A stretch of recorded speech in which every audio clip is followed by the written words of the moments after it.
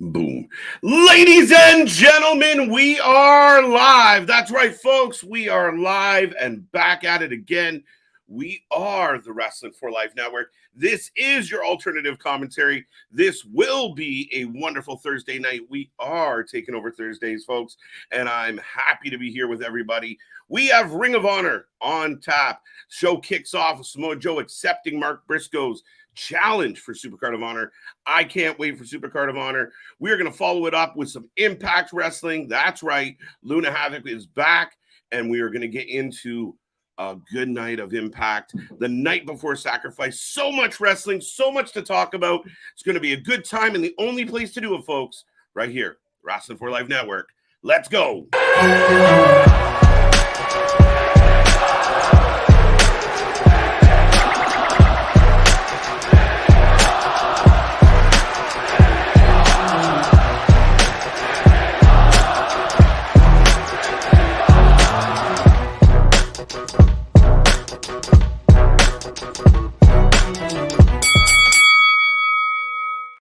Ding, ding, ding. We are live. We are live and back at it again. Of course, folks, like I said already, we are the Wrestling for Life Network. We are the channel that just grinds on a different level. We are here all the damn time. We got so much coverage coming your way. Of course, our Mania Marathon is just on the horizon, about a week away. We're getting so close. I hope you're excited for it. It's going to be a good time. 12 hours live, not counting the bunch of hours Thursday, Friday, and Sunday. It's going to be an amazing weekend. It's going to be a crazy week going into WrestleMania. I hope everyone out there is having a wonderful, wonderful week. It's a Thursday. You got Friday Junior in the books. Big shout out. And now we're going to hit the action tonight, and then we're going to get into tomorrow. We got a doubleheader, a big one, Sacrifice and SmackDown. Right now, I have Tony Nese in the ring. I have Mark Briscoe coming out to join him. You let me know why Mark Briscoe is going to win. But Samoa Joe, Mark Briscoe, write it down, confirmed, locked in. We have those two men, Supercard of Honor. It's going to be an outstanding match. It's going to be crazy.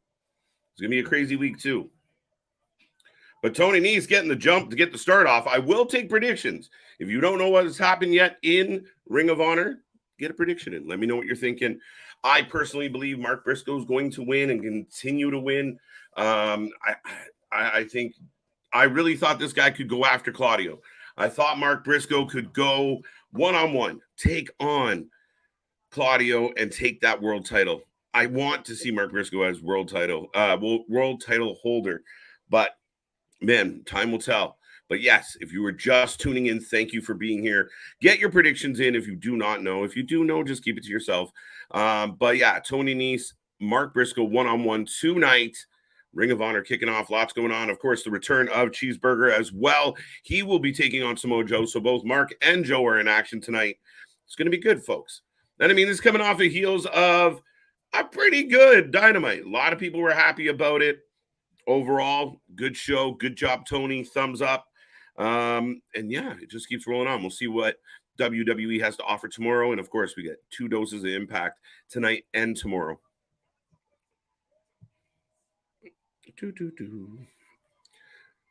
Mark off the apron, by the way. Mark back into the ring now. Tony Nese rolling out, playing a little cat and mouse. The crowd is pumped right now. Oh, off the distraction, Mark Briscoe eats the post, and Tony Nese is back in charge. Mick is here tonight. Welcome, Mick. Good to see you. First one in tonight. Congratulations. Breaking news. Hot Sauce. Tracy Williams will face Alex Coughlin in a Pure Rules match in New Japan Collision in Philly. Winner will receive a future. I saw that announcement come out, Jeffrey. Thank you for throwing that up here tonight. Yeah, it should be good. I mean, Hot Sauce has been around for a minute. I think he's been quite hot as of late. So, yeah, all for it. And Coughlin's no slouch either. I like the Pure Rules matches. And we'll see who goes on to take on, I guess, Yuta at this point. Oh, Josh Wood, speaking of Pure Champions, getting involved. Eating a slap from Briscoe, though. And Nese with the boot to the rope. Catching Mark Lowe, and going over to distract the ref a little more with Schmark. Yeah, look. Yeah. I agree, Jeff. When it pops up, I'll click on it. There it is. Mark needs to win the Ring of Honor TV title. That's long overdue. Yeah, I'm all for it. I believe give him a belt. Like I said, Mark, for me, if he would have instantly went after the world title, I would have been for that too. 100%. Obviously, it's a compelling story. Obviously, the fanfare behind him. And let's be real, he was one of the best wrestlers in the world. Yeah, he was in a tag team, but undeniably, he was a big part. He was 50% of that tag team where they showed up and showed out every night, and they were one of the best in the world. And, obviously tragic what happened to Jay, but Mark continued on, and that's brave. Mark could have just said, you know what? I can't do it without him. Oh, Mark's in the trio. Whoa, Tony Nese with a very interesting move where he decides to do some crunches while kicking his opponent. Go figure. New one for me. Riccaboni said he's seen it before, so there you go.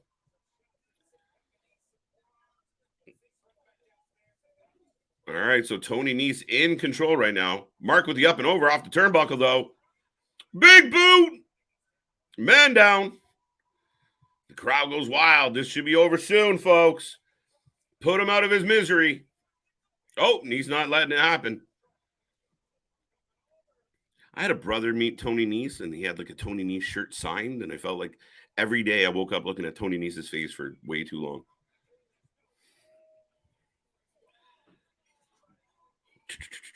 What's up, Damian? Welcome back. Welcome back, Dakota. Good to see you. AEW Wrestling. All right. Well, kind of. It's like AEW Light, but it's better. So you figure it out. But yes, AEW Wrestling did well last night. It might not have been a home run, but it was a solid triple.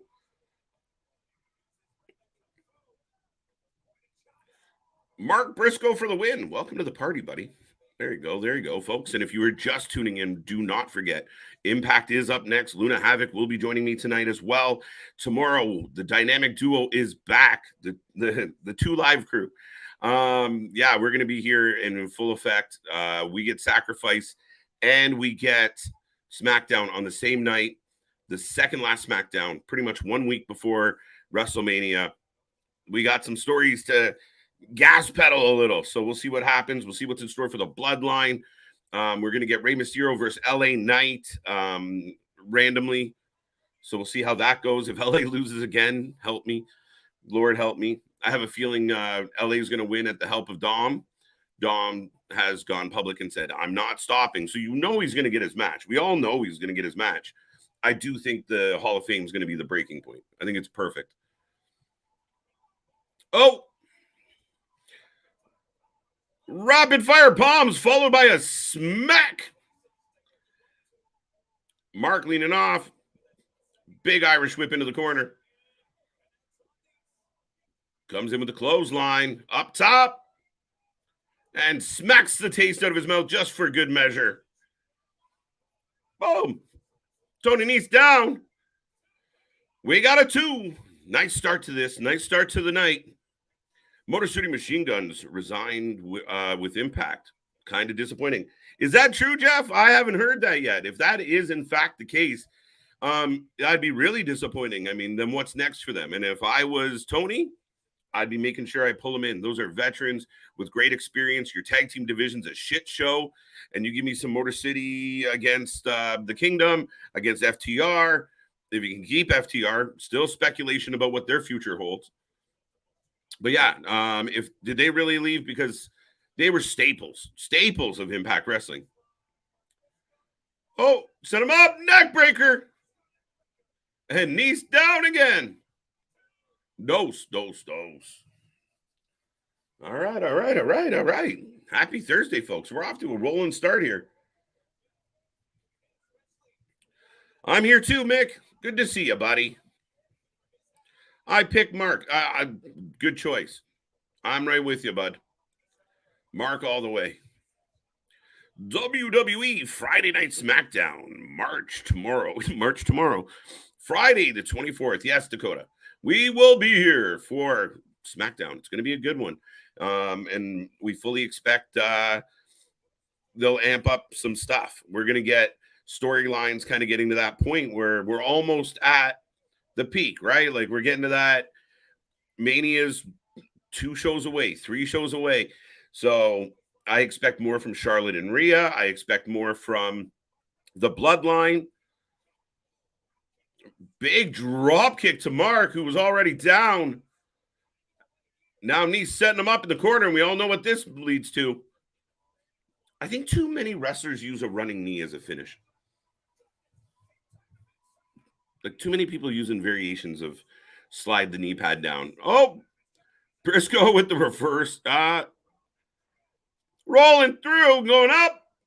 Death Valley driver. Briscoe going to the sky. Pointing up. We all know who he's pointing at, folks. The elbow. It's over. 1, 2, 3. And the winner, Mark Briscoe. So if you had Mark Briscoe on your bingo card, congratulations. The W is yours tonight. Rick Boots, I think Boogs, has challenged Baron Corbin to a match tomorrow night on SmackDown. That's called a filler match. I think Boogs, I feel bad. I was really, really looking forward to Elias coming back as Elias, and I really like Elias. I think Elias has a lot of upside, and he's just kind of got lost. And maybe it is that Vince just burned him. Like Vince literally cooked him, and there's no coming back. Wait. Mark Briscoe going in the crowd, hugging his family.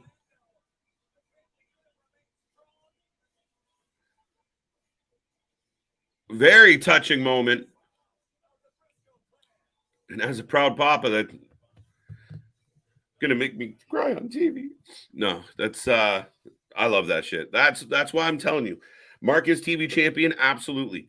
Mark is world champion, absolutely. It's heart, it's genuine, it's real. Everything that is built around Mark, and it's always been this case with the Briscoes, why people love them so much. It was genuine, right? They weren't joking about a fucking, the farm. They weren't joking about their upbringing or who they were or where they came from. No, they were genuinely them. Now, the Orange Cassidy and best friends of Ring of Honor, the Trust Busters, who we see every single week. I don't know how I feel about it. I think Slim's a little better than I anticipated. The rest of it's kind of meh. Schmark, it lives on this show. Like, he is on this show all fucking night. Every week. Every week. There you go. That's a good show. I was with you. Shane Taylor versus Silas Young airing tonight. Billy Starks may get her first win, but her opponent, Miranda Alize, came close to winning the Ring of Honor title twice before. Should be a great match. I don't know if we're getting Shane Taylor, Silas Young tonight. I don't think so. And I can't wait for that match. I really can't. It was good to see Silas come back. And again, Shane Taylor, one of the staples. I was watching old Ring of Honor earlier, and it was when Shane, remember, he kind of held everything up. He wanted the world. Like his contract was expiring, and he wanted a title shot and a trios title shot, and yeah.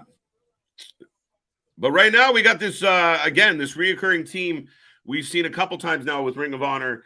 AR Fox, Grand Metalik, and babyface Blake Christian, which isn't good. Blake Christian looks like the kid from Problem Child all grown up. And if you get that, high five. If you don't, Google Problem Child. You might have to be specific and say movie. But yeah, no, he looks like the Problem Child all grown up. On the other side, we got the Trust Busters. If you would like to make a prediction, I'm all ears, but I'll take the baby faces. I feel like they've already won. I don't know It's a weird little trios rivalry here, but we'll see what happens. I'm looking forward to Silas Young and Shane Taylor. It's going to be a banger. Absolutely. Two beefy boys. They won't be messing around. Two guys with chips on their shoulders, hard hitters, more athletic than you expect them to be. It's unreal. I'm looking forward to this match. It feels like this kind of cool part, like this nostalgic part of Ring of Honor right now, right? Like you get a match like that, it feels like you're turning the clock back 5 years, and I love it. 4 years, whatever. Welcome to the sky, boy. Yeah, absolutely. Team Blake Christian for the win. Good call. Good call. I'm with you. According to Mike Johnson, Randy Orton is set to be in Los Angeles at WrestleMania 39. Boom. Chris, I'm all for it. I'm all for it. I might rate WrestleMania 10 just if I get that. Randy Orton coming back is excellent. I mean, really is. There's a dozen different things Randy Orton could do. Part of me wondered, would he come back? You guys are going to laugh at this one. Would he come back with Riddle? Would he come back with Riddle? Like you get the bro, and then Riddle comes out, looks all solo, and then RKO from nowhere, out of nowhere. I know people might have cringed at what I just said, but is it possible? Riddle's been out for a while. Rumors were like they're not sure if they want to deal with his shit. He's a bit of a, dumpster fire sometimes. I hope he's working on it and getting better. Last report said he was. And RK Bro kind of got over with me eventually. So they were popular for a while. I mean, they got the WWE to put out 420 shirts. That's pretty fucking cool. Blake Christian with a flying clothesline, and we get a 2 count on Ario Speedwagon. No, Ari Davari. Yeah, Randy Orton coming back would be great. And Chris, like I said, I mean, the thing about Orton coming back, I mean, some people say, oh, KJ, you're going to ruin the moment. But you imagine if Cody wins the belt and everyone's celebrating, everyone's losing their mind, there's fireworks, you think the show is done, and out of nowhere, bang. And that's your exit. Roman sails off into the sunset for a while, takes a break, takes a breather. You earned a vacay, big guy. Go over to the island of relevance, put your feet up, and all of a sudden, come Monday, you're in an angle between Cody Rhodes and Randy Orton. Blink of an eye, lickety split. How do you make everyone forget the holy shit what just happened? Now, they might wait till the Monday, but I'm all for chaos. I'm all for let's see what happens. I'm all for it. The Samoa Joe beat Cheeseburger very easy, or Cheeseburger give him a challenge.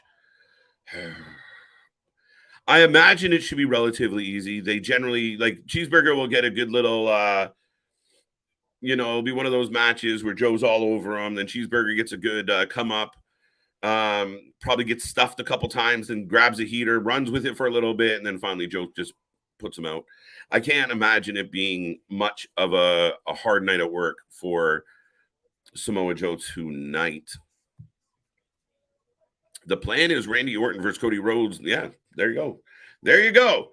Now you say the plan. Now don't believe everything you read till it actually happens.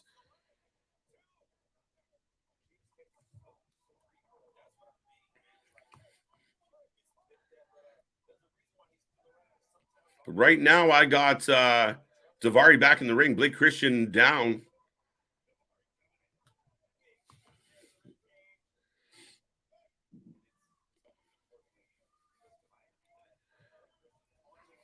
Do.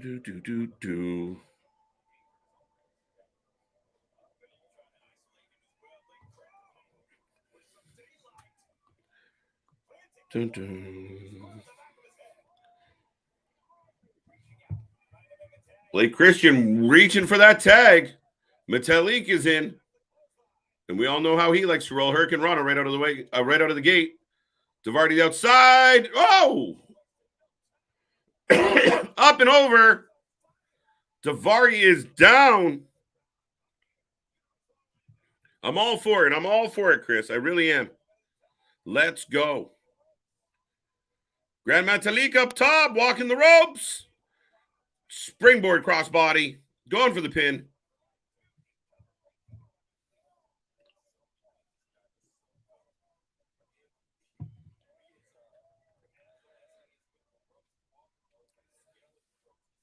I like the matches. I like the matches. We're not playing around. This is why I like Ring of Honor so far. Since the Ring of Honor return, I will give Tony credit. I've really enjoyed it. I mean, match, maybe a little bit of an angle, to the point. How I like things, just to the point. No fucking around. Let's just get to the point. He was the leader of Legacy. He was. He really was. I mean, it comes full circle. You know the friendship. You heard the stories. I mean, even the little anecdotes and when Cody first came back and he's telling everyone about Randy Orton ripping a urinal off the wall. Like they have history. And again, where there's history, there's money. That's the way it is. Right? Like, we talk about the old days, but man, when there was heat, it was money. When there was genuine problems between guys, it led to money. And with these two, there's history there. There's a lot to poke at, right? There's a lot to talk about. Randy gets to say, well, you ran off and I stayed, and whew, let's go. Out of the Daivari brothers, who is the better wrestler? Wow. That's like who's better out of the Bollywood boys? Or Top Flight, there is somebody better. Bad example. I'm gonna give the slight edge to Daivari. Slight edge.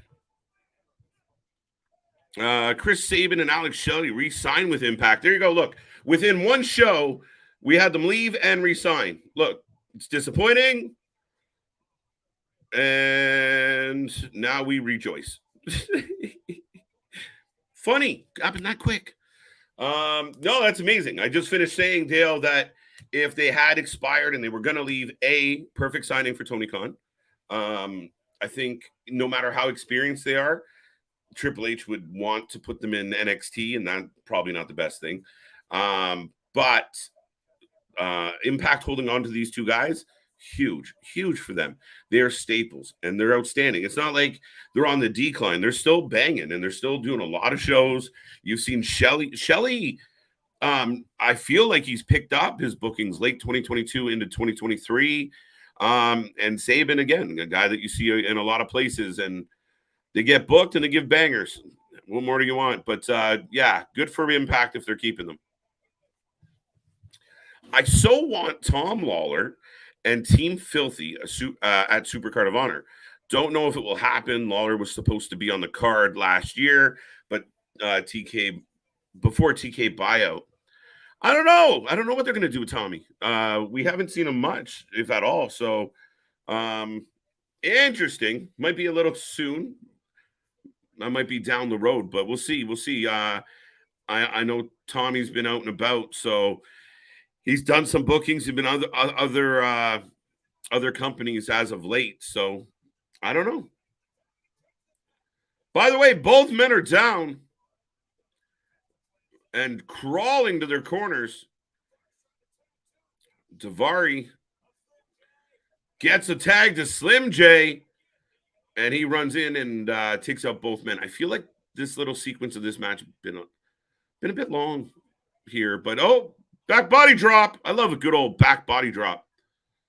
One time I put my brother into the ceiling, but yeah, good times. Another Enziguri. So Metalik battling through. He's going to get to that corner, but no one there now. Slim J just took everyone out, and Daivari's been in the match predominantly for the other team. I'm looking forward to the Design versus Time Machine. Yeah, absolutely. And I mean, they've been using Kushida quite a bit. And we've seen him in GCW. We've seen him taking other bookings. It's been good. I like Kushida. I like the little thing, the Time Machine thing he's doing. So all for it. Oh, AR Fox gets a hot tag. And here he goes. Fox on fire. Cutter! Cutter used to be a finisher. Not anymore. AR gets jumped by both Slim J and Daivari. Nice. Big clothesline. Back elbow on Jay as he comes in. Skinning the cat. Drop kick. Double stunner. Cutter still not a finisher. Another cutter. So we got 4. Keep them counting at home. 4 cutters. 4 men down. Or 3. I added one. Mark's out there somewhere. Not you. Where's Nick? Wasn't my turn to watch him.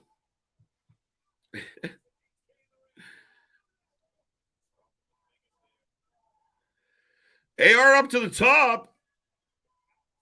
Oh, off mid rope, back up to the top, and then the somersault out to the floor. Trustbusters down. Oh. This match is broken down. The refs just stand there flapping their arms like a bird.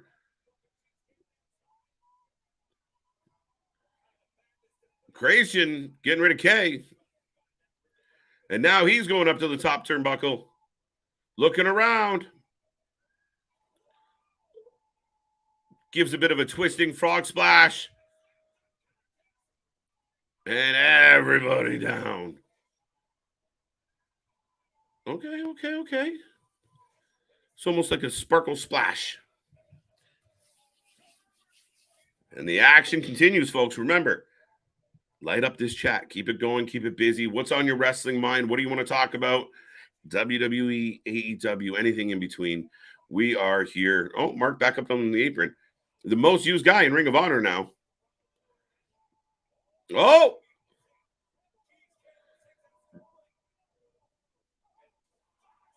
Oh! Fox lays out Mark. Super kick. TB. Brainbuster. Dose. We were close. Trustbuster's almost stealing off the distraction.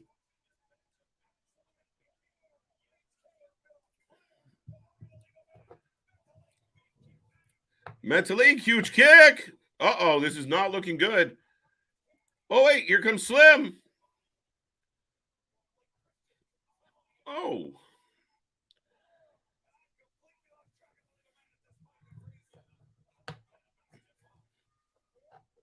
Oh, we're going to get one of these spots. We're setting up that we got the Spanish Fly being hooked up. Oh, everybody. I feel like we get one of these spots every week with this group.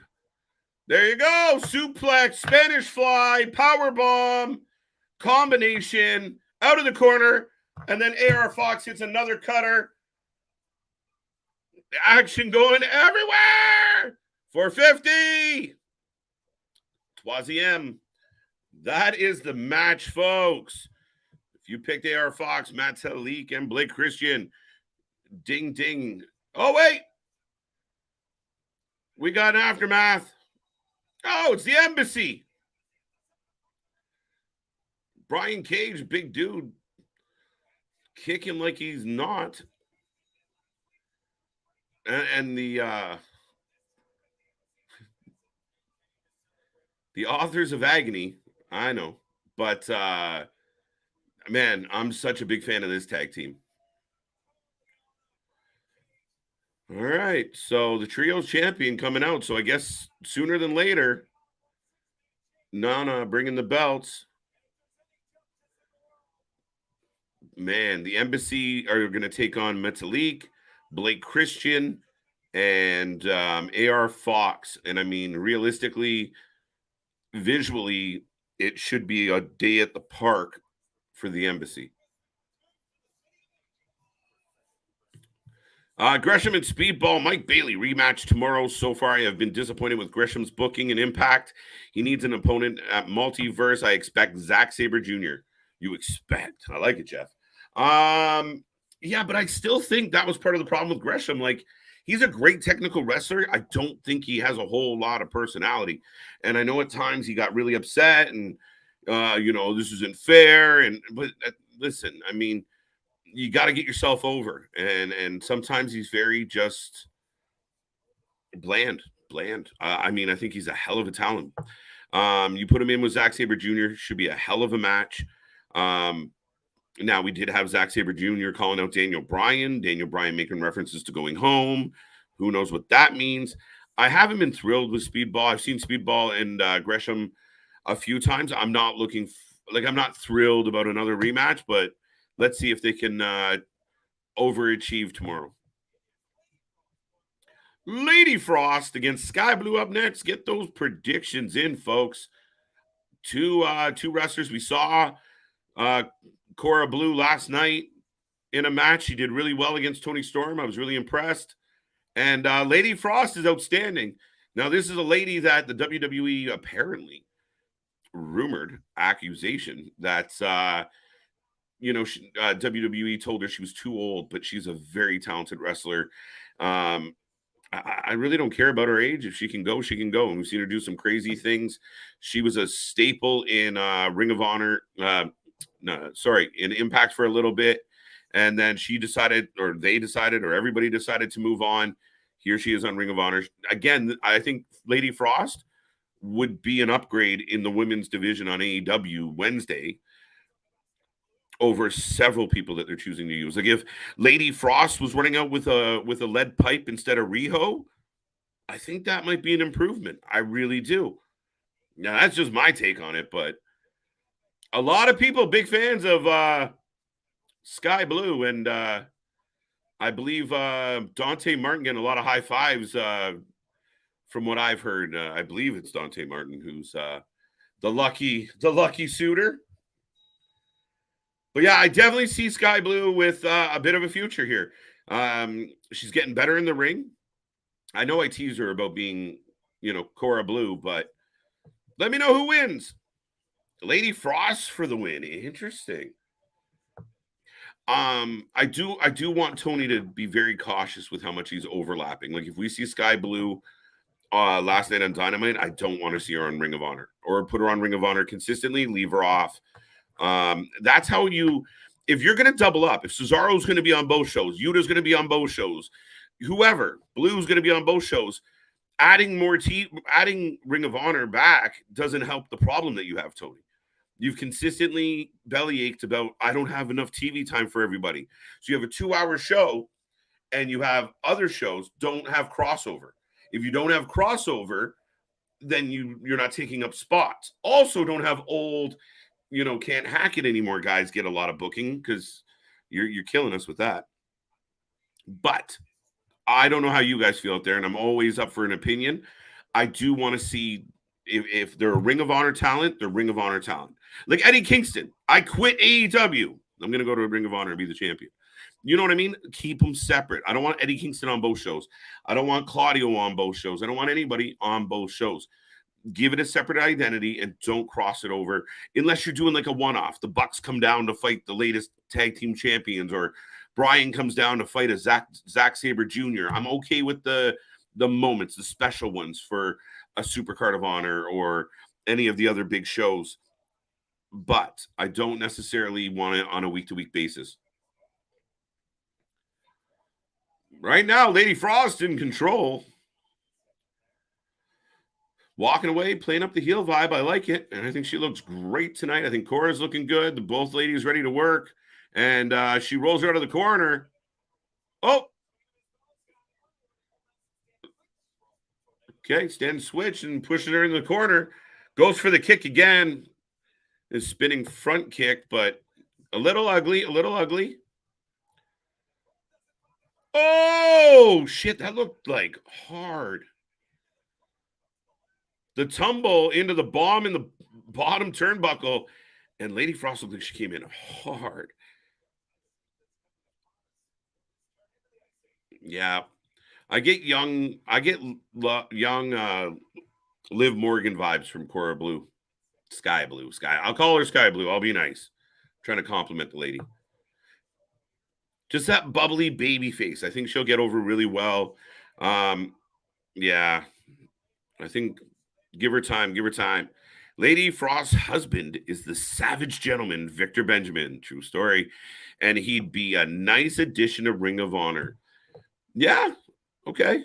Yeah, absolutely. And I mean, I don't have a whole archive in my head of Victor Benjamin matches, but yeah, I mean, he's a talented guy. I've seen him a couple times. Yeah, it's all of what you do with him. And What's going on? We are Pro Wrestling. Nice to see you. Thank you for being here. Thank you for joining us. We appreciate you stopping by. Clay Lewis, what's up, KJ? Welcome, welcome, welcome. And Luna will be joining me, and I will mention that again in a second. March Madness tomorrow night with Texas and Xavier, so SmackDown will be on Fox. You mean not on Fox, like on FS1, right? Big Cannonball by Lady Frost. This match has been all Lady Frost. Yeah, I mean, I believe Lady Frost is better than several women we see on Dynamite. You let me know if I'm wrong. But Clay, good to see you. We are Pro Wrestling. Jeffrey, Damian, Dale, Mick, Kofi. I missed you, buddy. We are live. We are live. We're always live. Thank you for being here. Big shout out. Chambers is here. Wonder if T. Kane is going to re-sign Brian Cage. Apparently, Brian Cage wants to try the open market. Maybe he is hoping for a WWE contract. Oh, back kick off the miss. Sky Blue responds with a super kick of her own, and both ladies go down. RKO Allen nowhere. Allen. What's up, Chambers? Mick, I think I said hello to you. Jeffrey, welcome, welcome, welcome. Chris is here. Still hurting about damage control being awful. Sorry, bud. It's true. It's true. It sucks. What's worse, damage control or the Outcast? There's the question of the night. Actually, I'm going to put that up. Dun, dun, dun. Hurricane Rana by Sky Blue. A nice one. Did I pick Sky Blue for the win? I should have.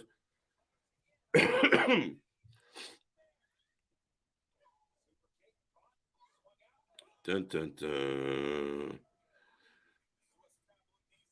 Nice. Another 2 count, another 2 count. Sky Blue staying all over top now. Going for this win. Some love from Chambers. Ring of Honor needs to put up highlights of the shows. How do they expect more subscribers with no big highlights packages of the past week's show? Everyone, yeah, I didn't know they weren't doing that, Jeff. I just assumed that's something they were making readily available. I also surprised, and people are going to say, well, you didn't want any crossover. Different. What I'm a little surprised, we don't get more, don't forget, folks, tune in this Thursday. Ring of Honor is live. Go to the Honor Club. Am I wrong? Like, do I just talk through all those moments?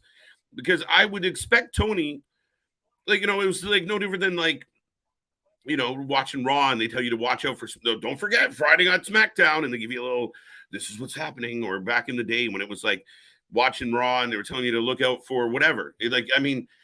I'm surprised there's not more of that. And like you said, drum up more business, more subscribers, more audience. And I still think putting Ring of Honor on the Honor Club was an L for Tony.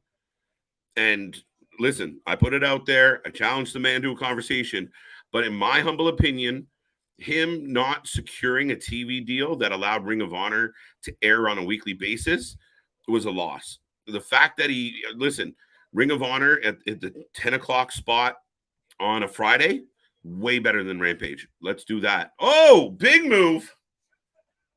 What is that? There you go. Sky Blue with a big win. Looking good doing it. Sky Blue, big W.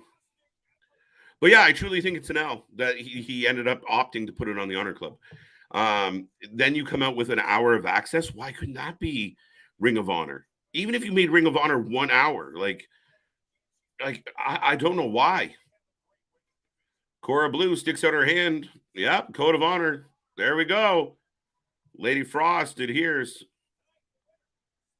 Sky Blue. There you go. There you go. Yeah. Mick is 2-0 tonight. It's 2 wins for Mick, 0 for everyone else. No, I'm kidding. Outcasts are worse. Yeah, I agree with you. What do you think of the stipulation if FTR? I think it's perfect, guys. But it did make me think that FTR is staying. I don't know why. My gut instinct, and I will stay true to this. You guys can call me out on it later, but we got hot sauce. Speaking of Tracy Williams with Rhett Titus, hot sauce. Good nick. I like hot sauce as a name. I'll give him points on that. I think it's perfect. Everyone already knows, and I think FTR has been using social media. I think they've been using their platform, like Dax with his podcast. I mean, I listened to it yesterday and talking about the contract, and we're making a decision and da da da da da. And I just, part of me feels like any type of this conversation out loud would almost imply tampering.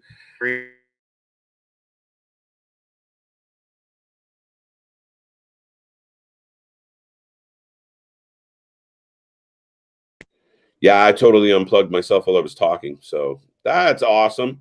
But yeah, I was saying that I don't know how long I was unplugged for because I wasn't paying attention. I was watching Roosh come out. Roosh. But yeah, no, I think that because it's uncertain about their future, this is excellent. And I mean, I think that match could surprise us. FTR makes everybody they get in the ring with better, period. That's undeniable. So it's going to be a good match. Like from the psychological standpoint, they're going to put it together in a really good way. But I believe you guys out there, myself, will be on the edge of our seats because every pinfall, like if you are a diehard AEW fan and you do not want FTR to leave, you're hoping, you're sitting on the edge of your chair every false finish. And if you're a WWE person, then you got the opposite emotions, right? So I really do think that this is good booking. It's intelligent booking, and great job to Tony and FTR and whoever else is involved on this. This is outstanding. And if they lose, we know what it means. If they win, we know.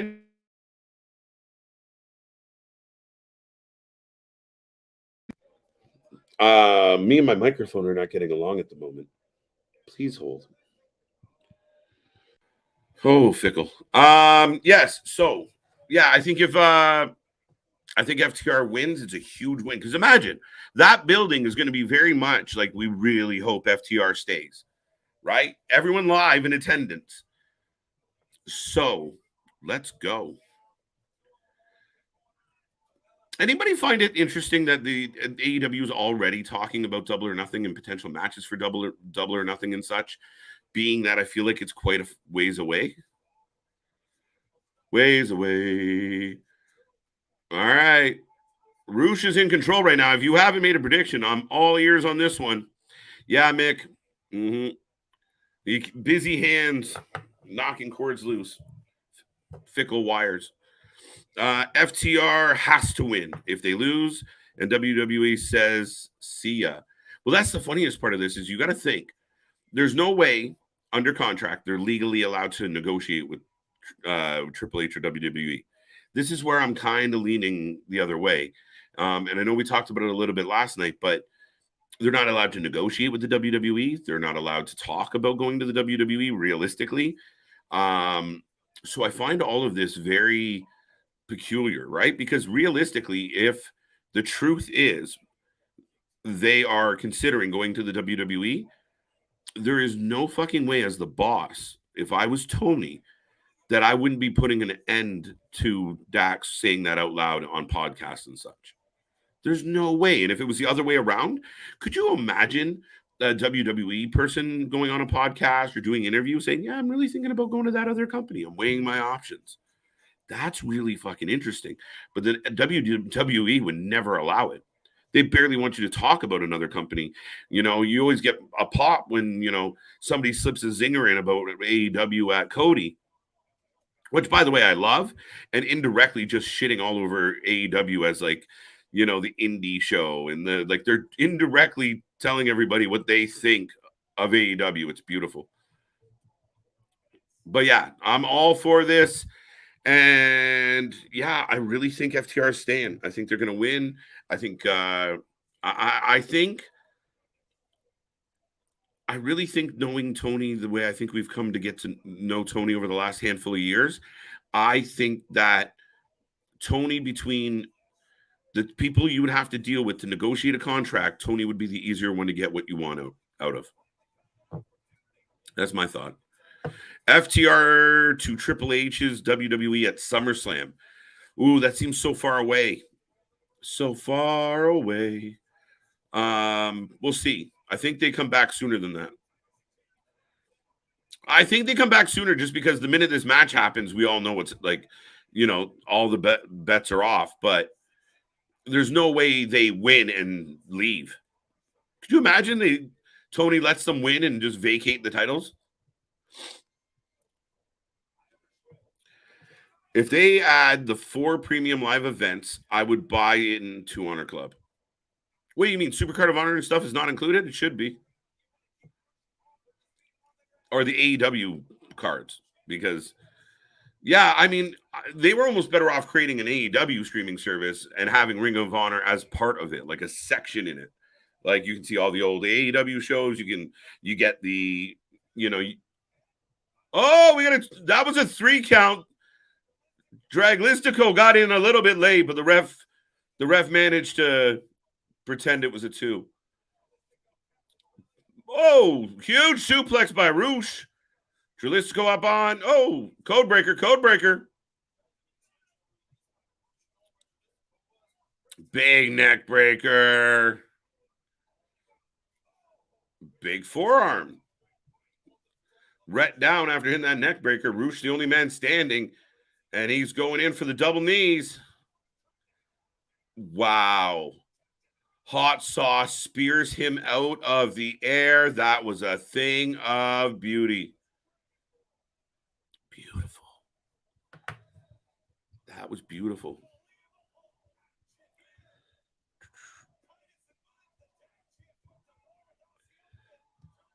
Bum, bum, bum.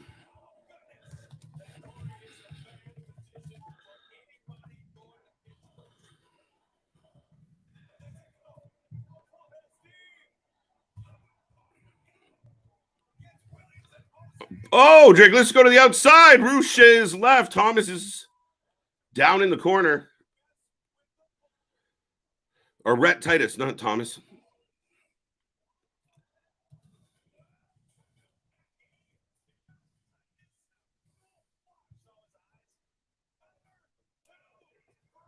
Three count by Roosh, and his hot streak continues.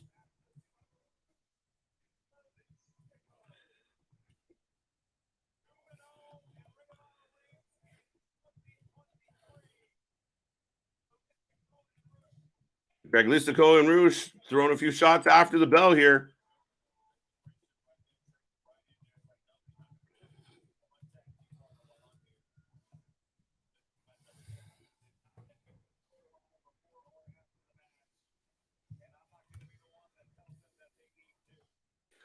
And everyone giving us the big Roosh chant on the way out, folks. So if you had Roosh and Draglistico on your card, which I know I did, another big W for you tonight. How'd you do, Mick? Hey, we got Eddie Kingston looking agitated as ever. Boom, boom, boom, boom, boom, boom, boom. What do we got? FTR to Triple H's got that one. I'm a huge fan of Roosh. He's good. He's talented. The AEW could have done more with him, especially when they had Andrade.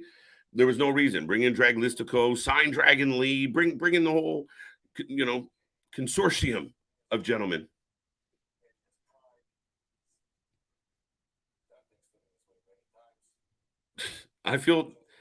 Listen, Claudio's a great, great wrestler.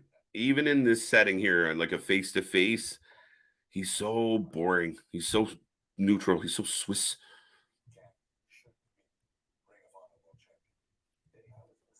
Hot Sauce, Tracy Williams, Rhett Titus are both underrated professional wrestlers. Damian, they're vets. And I mean, especially you look at Rhett, he's been around forever. They've popped up in NWA. They've been on the indies. They've been up and down the roads. They've, given blood, sweat, and tears. So, yeah, 2 guys you put in the ring. And I mean, if you have somebody like Roosh and Draglistico that you're trying to push and get over, guys like Tracy and Rhett or Titus, Rhett, are going to give you an outstanding match. They're going to perform. They're going to show up. They're good hands, and I don't mean that in a disparaging way. AEW better than WWE? Nah. It could be. Lately, it hasn't been. Just based on fan votes. Fans have given WWE more consistent, better ratings since the start of the year, anyway.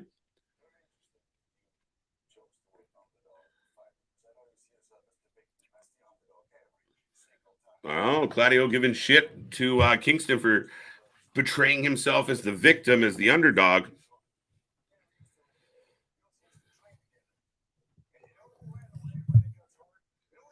Oh, Claudio saying, those same old stories. Kingston's the guy that runs away when things get tough, when you had to put in more work, you didn't do it. He threw himself a pity party instead of working out, doing the right things. All right, Claudio doing a little better now. He started off a little slow and boring. He's got a little bass in his voice.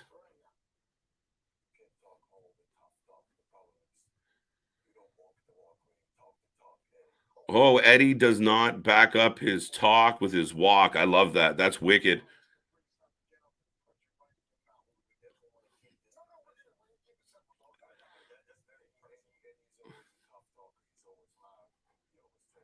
Oh, I like this. Claudio Cesaro is getting under Eddie's skin, and it's good. Very calm and he's just talking down to him, but not in a tone that sounds like he's talking down to him. Even talking to Caprice, don't worry, Eddie's all talk. Eddie's gonna say he'll punch me, but he's not gonna do it. He's all talk. Oh. Oh. There we go. It's official. Sign me the fuck up, folks. We will be here live for Super Card of Honor, and we are going to get Eddie Kingston. We are going to get Claudio, and we might, just might, and I hope we do, get a Ring of Honor championship belt around Eddie Kingston's waist.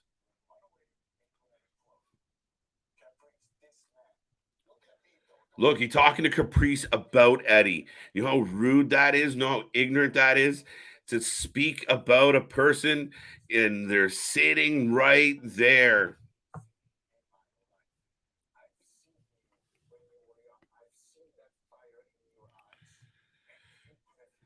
I'm a huge fan of Aussie Open. Have they had a match in Ring of Honor yet tonight? No, they have not had a match tonight in Ring of Honor. I like Aussie Open a lot. And I think AEW has had them around, and just I feel like they don't highlight them enough or use them enough. They can bring a lot to the table. They were just in that battle royal. They were just thrown in as an afterthought. So there it is. It's official. Like I said, 7 p.m. Eastern Time, Friday, March 31st. We will have Rampage, Ring of Honor, and SmackDown the night before our WrestleMania marathon. So, folks, like I always say, we are the channel that just grinds on a different level. This is how we roll. Thursday, we will give you Impact. We will give you Ring of Honor. Then we'll have the multiverse, New Japan versus Impact. We're not going home. That show's late. We're going to stay up late with you guys into the next day. Then we're going to come back Friday, do SmackDown, Rampage, and we're also going to give you Super Card of Honor. Yes, we're going to do it all. Then we're going to do that until the wee hours of the morning. Then we're going to get up early. We're going to have brunch with the boys. We're going to sit down and we're going to rock in. We're going to strap on for 12 hours. We start with Stand and Deliver. We go all day. When Stand and Deliver ends, we're gonna play some games. We're gonna do some trivia. We're gonna find reasons to give the fans out there some prizes. It's going to be a fun night. So do not miss that. And then we go in WrestleMania night one. Who knows what it's going to look like? We still don't even know what the main event's going to be. And actually, we'll get into it later. There's a gentleman out there who I think solved the who main events WrestleMania problem. And it's going to be surprising, but I think he's genius on this one. I'll get back to that in a minute. But folks, we are not stopping. After 12 hours, we're coming back for another marathon on Sunday. Not starting as early. We're going to take a little bit of nap. We might cover some bonus shows, so stay tuned for that. But yes, our WrestleMania mega weekend is upon us. Our marathon, our annual, now it'll be our second annual Mania marathon where we're here all weekend long, is back. And we can't wait for all of you guys to enjoy the fun, cover the all the action, and remember, we are the alternative to all the wrestling coverage. We will bring you live up to dates. We'll give you actual opinion, unscripted, uncensored. We don't care whose opinion is what. We shoot from the hip and we let you guys know what we're thinking, even if we look completely dumb while we're doing it. But we know a little bit of what we're talking about. And I'd challenge anybody to find people that have watched more wrestling than we have in the last year or so. So thank you for being here. Remember, like, subscribe, share. If you can share some links in wherever you talk wrestling, wherever you find wrestling content, if you let people know about us, we would greatly, greatly appreciate it. We just passed 1.5K subs and we're climbing with no tricks, no gimmicks, no buy-in subs, just organically letting it grow. And we are nothing but flattered for it, folks. Right now, I'm talking through OGK and Darius Martin is taking on OGK. Now, OGK seems like they're going to be a staple back in Ring of Honor. I'm good with that. But again, we got a Martin. We just saw the Martins on Dynamite. I don't necessarily like seeing, like, you're doubling up. So, Tony, it's counterproductive if you say you don't have enough TV time for all these stars that you have, if you use them all on the same, like if we see Orange Cassidy on Rampage and Dynamite every week, and if we have to hear Jericho or see Jericho and then hear Jericho every week, like when you start doubling up and you put people on 2 or 3 shows a week, don't you feel like you're wasting spaces? If none of the people that we saw in Dynamite were on this show, you'd have 3 or 4 more spots. You could highlight a couple more talent here in Ring of Honor without using Darius Martin, unless they're staying in Ring of Honor. Leave them there then. Don't put them on Dynamite, because then that opens up a spot. So if you want to use Jericho and Jeff Jarrett to water down your show, we have another segment where we could use Hobbs or Wardlow or fucking anybody. Stop doubling up, stop tripling up. That's my theory. Not being critical, just some advice, just a little bit of advice. What's up, Lauren? Welcome back. Welcome back. Good to see you. Hope you are doing well. Top Flight, don't do it for me. Every match is the same, and yet, yeah, I mean, if you've seen one of their matches, you've seen them all. That's kind of the problem, right? Matt Taven for the win. I'm going to agree with you, Damian. I'll take that. I'll take that bet just because Dante's not here, right? Right now, it's just Darius and OGK seem to be having their way with them. And the lovely Maria Kanellis is up on the apron as hubby laying out Darius. So the couple that fights together stays together. That's how it goes, right? That's the saying. What's up, Hassan? I thought that Eddie Kingston had. Oh man, he might have. It does pass on through though. So the good news is he might have had it, and maybe that's why he was away. But he is back, and he will be going after the Ring of Honor World Title at Supercard of Honor. Oh, bit of a botch. Recovers. Hook backbreaker. Taven in control. Yeah, like what's the difference between Top Flight and Private Party? Or I don't know, any combination of, I mean, it's funny, and I can't wait till tomorrow to talk with Nick about Vikingo and Kenny Omega. A lot of people loved it. The haters are going to shit on it. I said it last night. They're going to, turn up their nose to it and say all it was spots. And it was. It was entertaining, though. Entertaining as fuck. And what that guy can do and what Kenny could do with him was outstanding. There was no real psychology to the match. There was no big build-up. So if you were looking for this big story to be told, no, it was just some cool shit. And I'm okay with that. But your fear with Vikingo is, if he's back on next week, is he just like Top Flight? Is he just spot heavy and there's nothing else to that match? I don't know. Time will tell. And if it's true, if Vikingo is just it has no storytelling to me. Just hits all his spots. Everyone cheers, cheers, cheers, and then he gets an L. It's not going to work. People are going to get fed up seeing it. You need substance. You need more to it, and it also means Nick's correct, and I don't want that to happen. Matt Taven for the win. What's up, Hassan? Getting ready for AEW in 2 weeks. You're starting early, Lauren. It's good. Well, right now we're watching Ring of Honor. Up next, we got Impact. Luna Havoc will be joining me, keeping me company. Sheesh, I feel like I've been on here all by myself for a little while. But you all know I love it. That's why they call me Mr. Every Night. I don't even think I introduced myself tonight. That's amazing. But yes, I am Mr. Every Night, KJ White. I picked Matt for the win. Good shout. Mixed 2 or 3-0 now. So, do you guys agree with me? If you're watching Ring of Honor right now, do you agree with the idea that Ring of Honor, the way it's booked, it's really good? There's not a whole lot of bullshit. Just good match, good match, good match, another good match. Dun, dun, dun.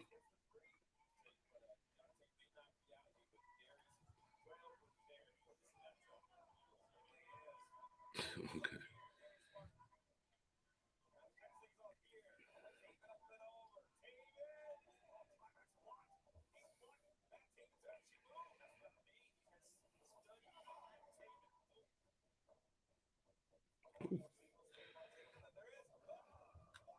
Wow, huge move by Martin. 1, 2.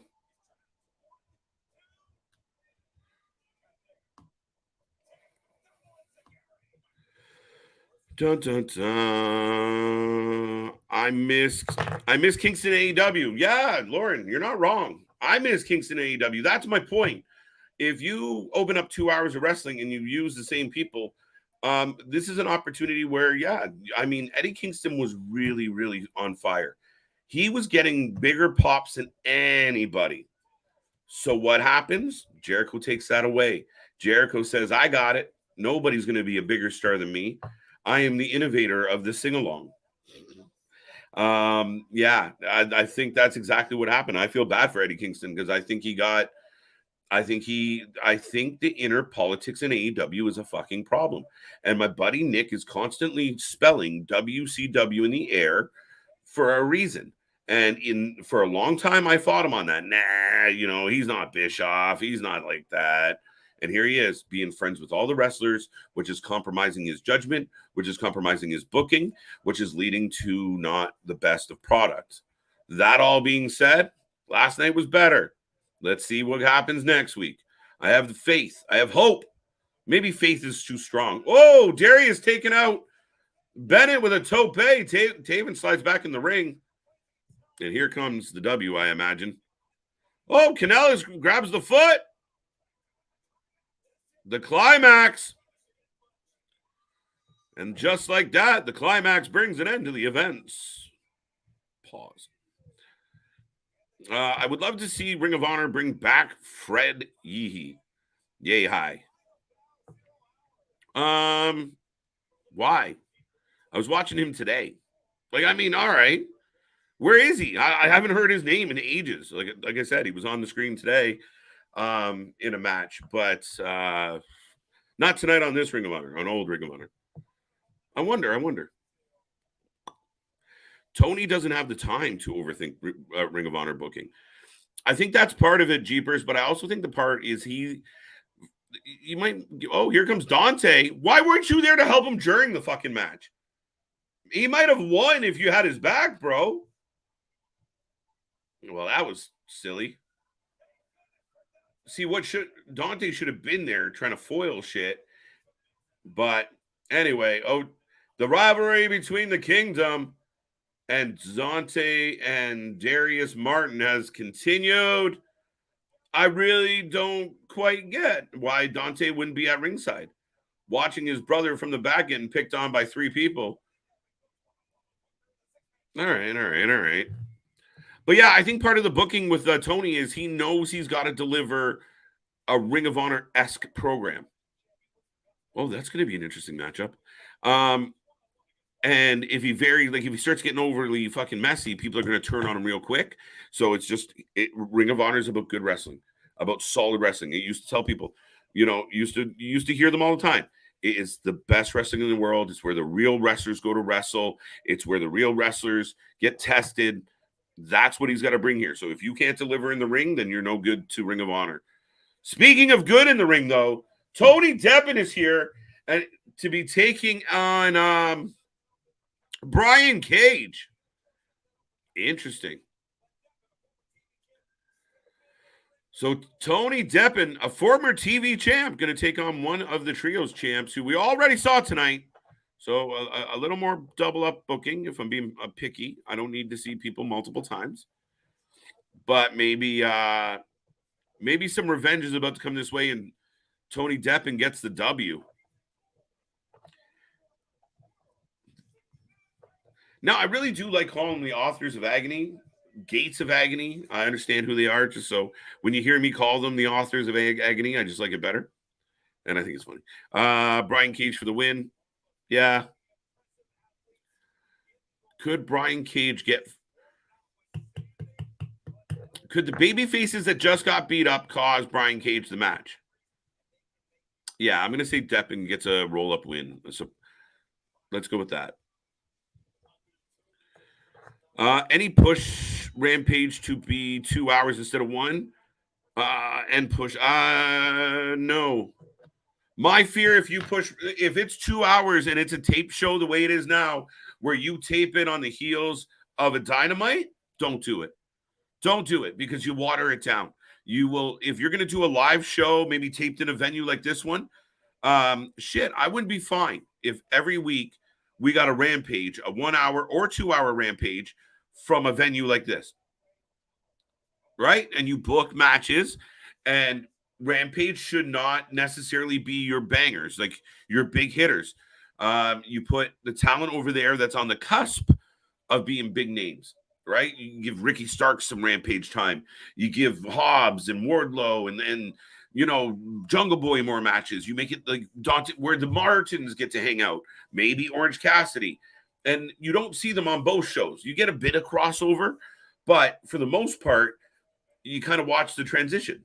You see them on Ring of Honor, then you see them over here on Rampage, and then eventually you see them more on Dynamite because they've come up. And by the time they get to Dynamite, you know their story, you're behind them, you're excited about them, and you've created a nice little development funnel. It would work, and I think that's what they need. I do think they need, I feel like the wrestlers are getting a lot of bookings. They go to Dark or they go to Elevation, but there's no, I don't know, and someone else out there can correct me if I'm wrong, but it doesn't feel like for at least the veteran independent wrestlers, they're not exactly being trained or coached on what to do. Now, if I'm wrong, I'm all ears on that one, but it doesn't seem like it.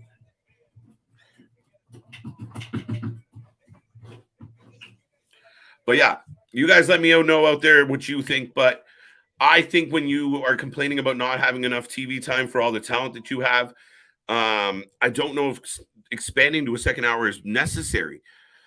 If they did it and it was quality and it wasn't, again, imagine, it's already a horrible experience if you're going there live and you want to see it all. That's a fucking long night. How much can you really scream and cheer? Honestly. I'm picking Ryan Cage. I'm with you.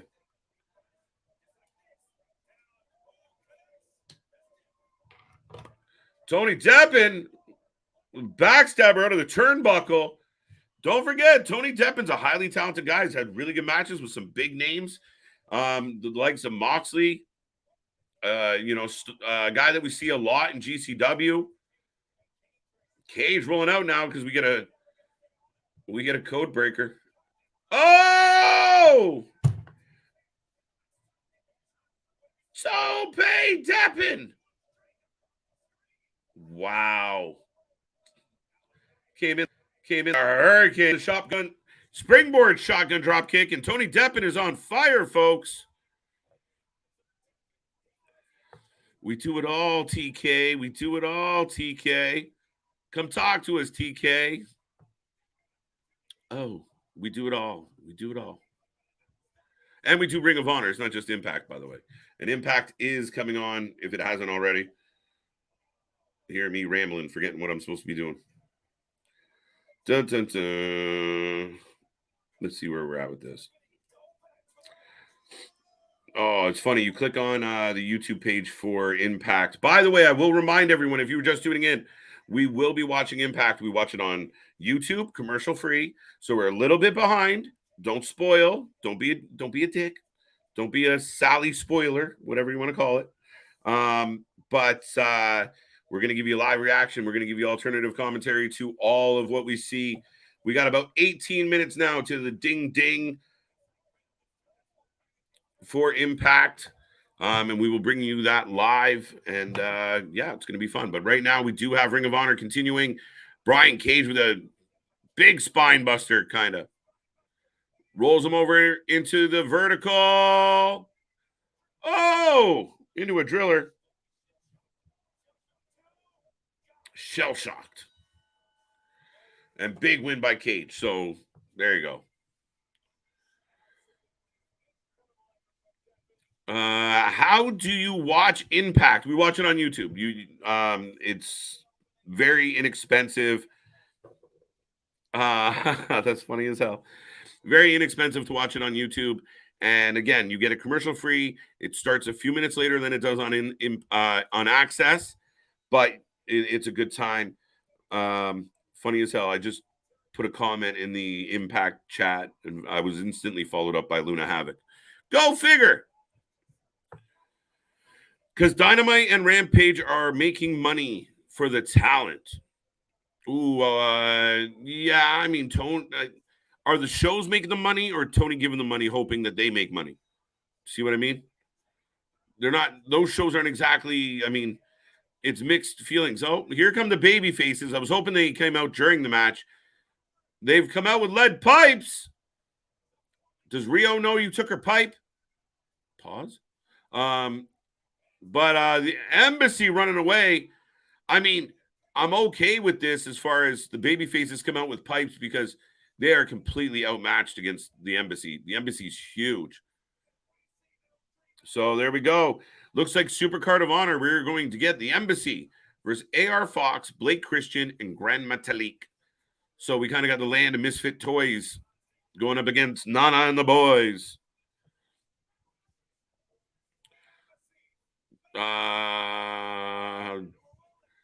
Because Dynamite and Rampage, I got that one. Good question.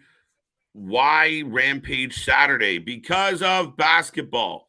And I guess the schedule is such that Tony even has the sense that putting it on at midnight or 1 a.m. on Saturday, Friday or Saturday, however you want to look at it, made little to no sense. So moving it to, though my only complaint is I believe it is 10 p.m. Eastern time on Saturday. And I'll be honest with all the fans out there. I'm always honest with the fans.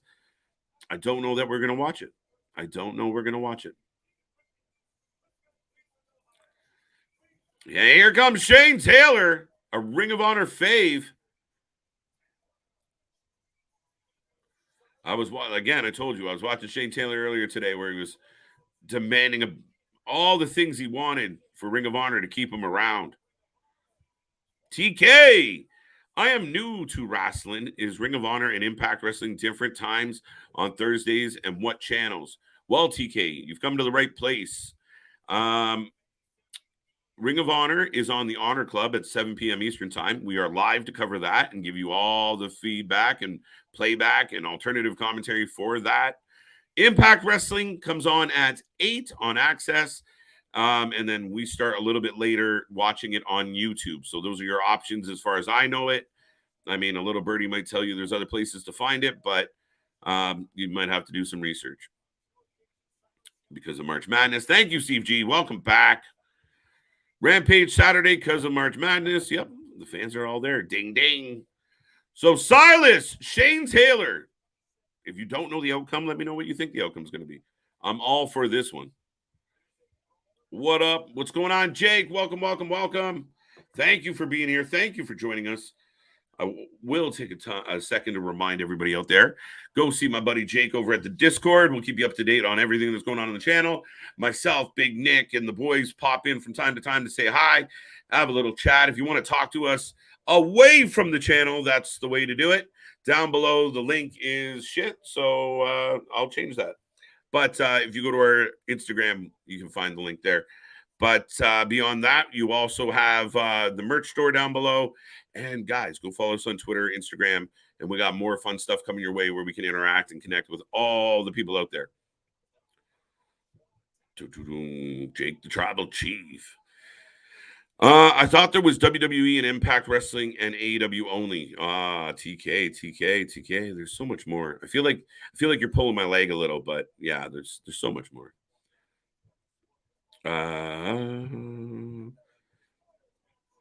SDL is tomorrow. SmackDown Live is tomorrow. I'll take that. Speaking that cool kids, hippity hop doc. Who's KJ? Is your name Steven? I don't read the screen. What does it say? Oh, Eddie Kingston blocking out my name. That helps. I am KJ White. And what do you mean, who am I? You should know. I'm the Iron Man of YouTube. Do you think they'll go live stream the air show? AEW, do you think they'll go live stream the air show? What air? Like, what? Help me understand, Mick. I don't quite understand the question. I will be KJ. What? All right. There you go, Lauren. I like it. Shane Taylor for the win. I don't know. I feel like this might not end with a winner. I'll go Silas just to be difficult. I got to argue with somebody, and Nick's not here. Shane Taylor and Keith Lee tag team. Book it. Yes, let's go, Steve G. Put them on. Let's do this. What's up, Jake? Yeah, damn basketball. It's hard being on a channel that airs stuff like that. I mean, I know in Canada we have the advantage of like the wrestling comes on the sports channels, but they're specifically slotted. So generally they don't get messed with unless the American feed is obviously messed with or the live show is messed with. But for the most part, it doesn't get bumped because there's so many, like, you know, there's the Sports Network 1, 2, 3, 4, and they just stick it on one of them. This match going to be a banger. It's already a banger. ROH okay Thursday. ROH is good on Thursdays. I look forward to seeing Ring of Honor each week. It's really good matches. Like I said, it's a nice mix of nostalgia and modern, updated Ring of Honor. I think the night moves really quick. Match after match after match. There's not a lot of aftermath. We got a little taste of one there, but it's usually pretty straightforward, very focused on the wrestling. It's solid and enjoyable. I've liked what TK has done with the comeback of Ring of Honor so far, and we'll see where it goes. Big kick out by Shane on a 1 count. Having none of Silas right now. But, yeah, folks, we are taking over Thursdays. We figure we're taking over every other day of the week. Why not take over Thursdays?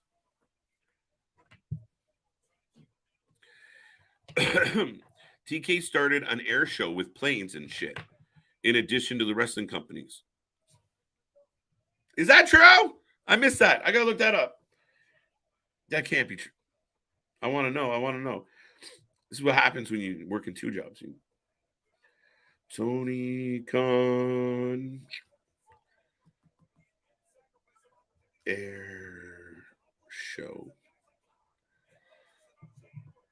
Tony Khan on.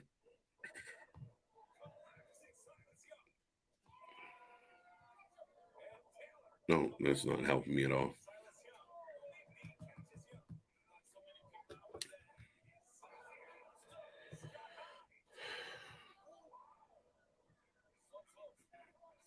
According to Cassidy Hines, Bison 20 MVPs flew. I haven't. You guys got to give me more information. I can't find anything helpful on this at all. Right now, Shane Taylor in control. Oh, switched around. Silas goes low, hitting the knee. Big knee to the face. Tornado DDT. Yeah, I agree, Chambers. Shane Taylor's a talent. He's a guy that surprises you. When you see him, you don't know what he's going to bring, and you kind of used to seeing guys that look like Shane Taylor being, you know, smash mouth and in your face, and not that he isn't. but a very athletic, a very nimble man for his size. Big headbutts. I think Yuta and Claudio need to lose the ROH titles. Yeah, and they need to stay on AEW. I don't want to see them on both shows, guys. I think that's my biggest critique. I really, really like Ring of Honor. If I would change anything, and again, it doesn't really take away from the show. I think it hurts Dynamite more than it hurts Ring of Honor, but just draw a line. And even if it's temporary, hey, you know, so-and-so, you're going to go down to Ring of Honor. Treat it like NXT. You're going to be there for a year. You're going to be there for 6 months. You're going to be there for however long. Or, hey, guys, you know, but just keep it separate. Unless it's something special, keep it separate. I don't want to see Wheeler Yuta, you know, on Dynamite, Ring of Honor, and, you know, SmackDown all in the same night.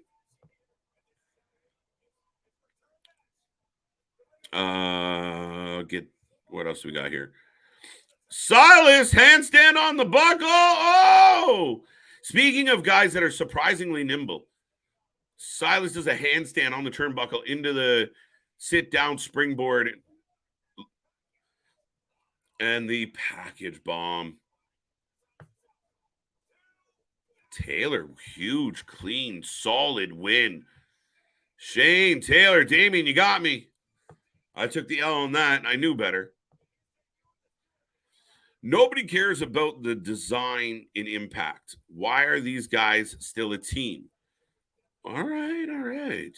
No one likes Diener. I would prefer the Ring of Honor on Saturdays, as that's what I'm used to watching it. Okay, the easy part of this, as Shane Taylor's celebrating his victory, is that Saturdays would be interesting. I don't necessarily hate the idea, Jeff, other than I hate that it's going to make me show up and do, you know, another day. But yeah, I mean, wherever they can put it, I mean, I still think Friday nights after SmackDown is the best spot for it. Shane Taylor going, oh, there you go. Big handshake. Both men showing the code of honor. Silas humbly taking the defeat. But but nobody cares about the design. I disagree.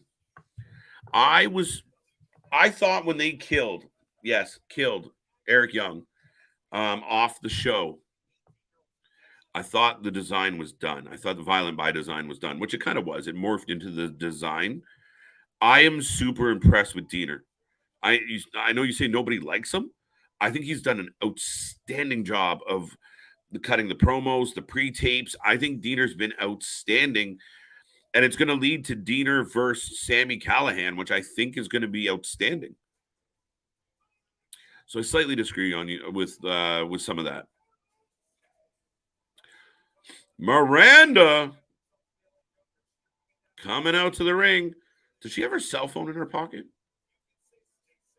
That's an interesting mask. Oh, it doesn't stay on. There we go. Silas Young's face looks like how I feel when I wake up. All right, money, I'll take it. Welcome back, by the way, if I haven't said it yet.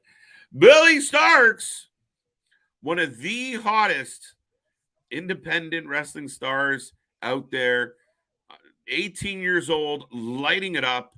I can kind of say from experience that she's a super pleasant person. Just outstanding to talk to.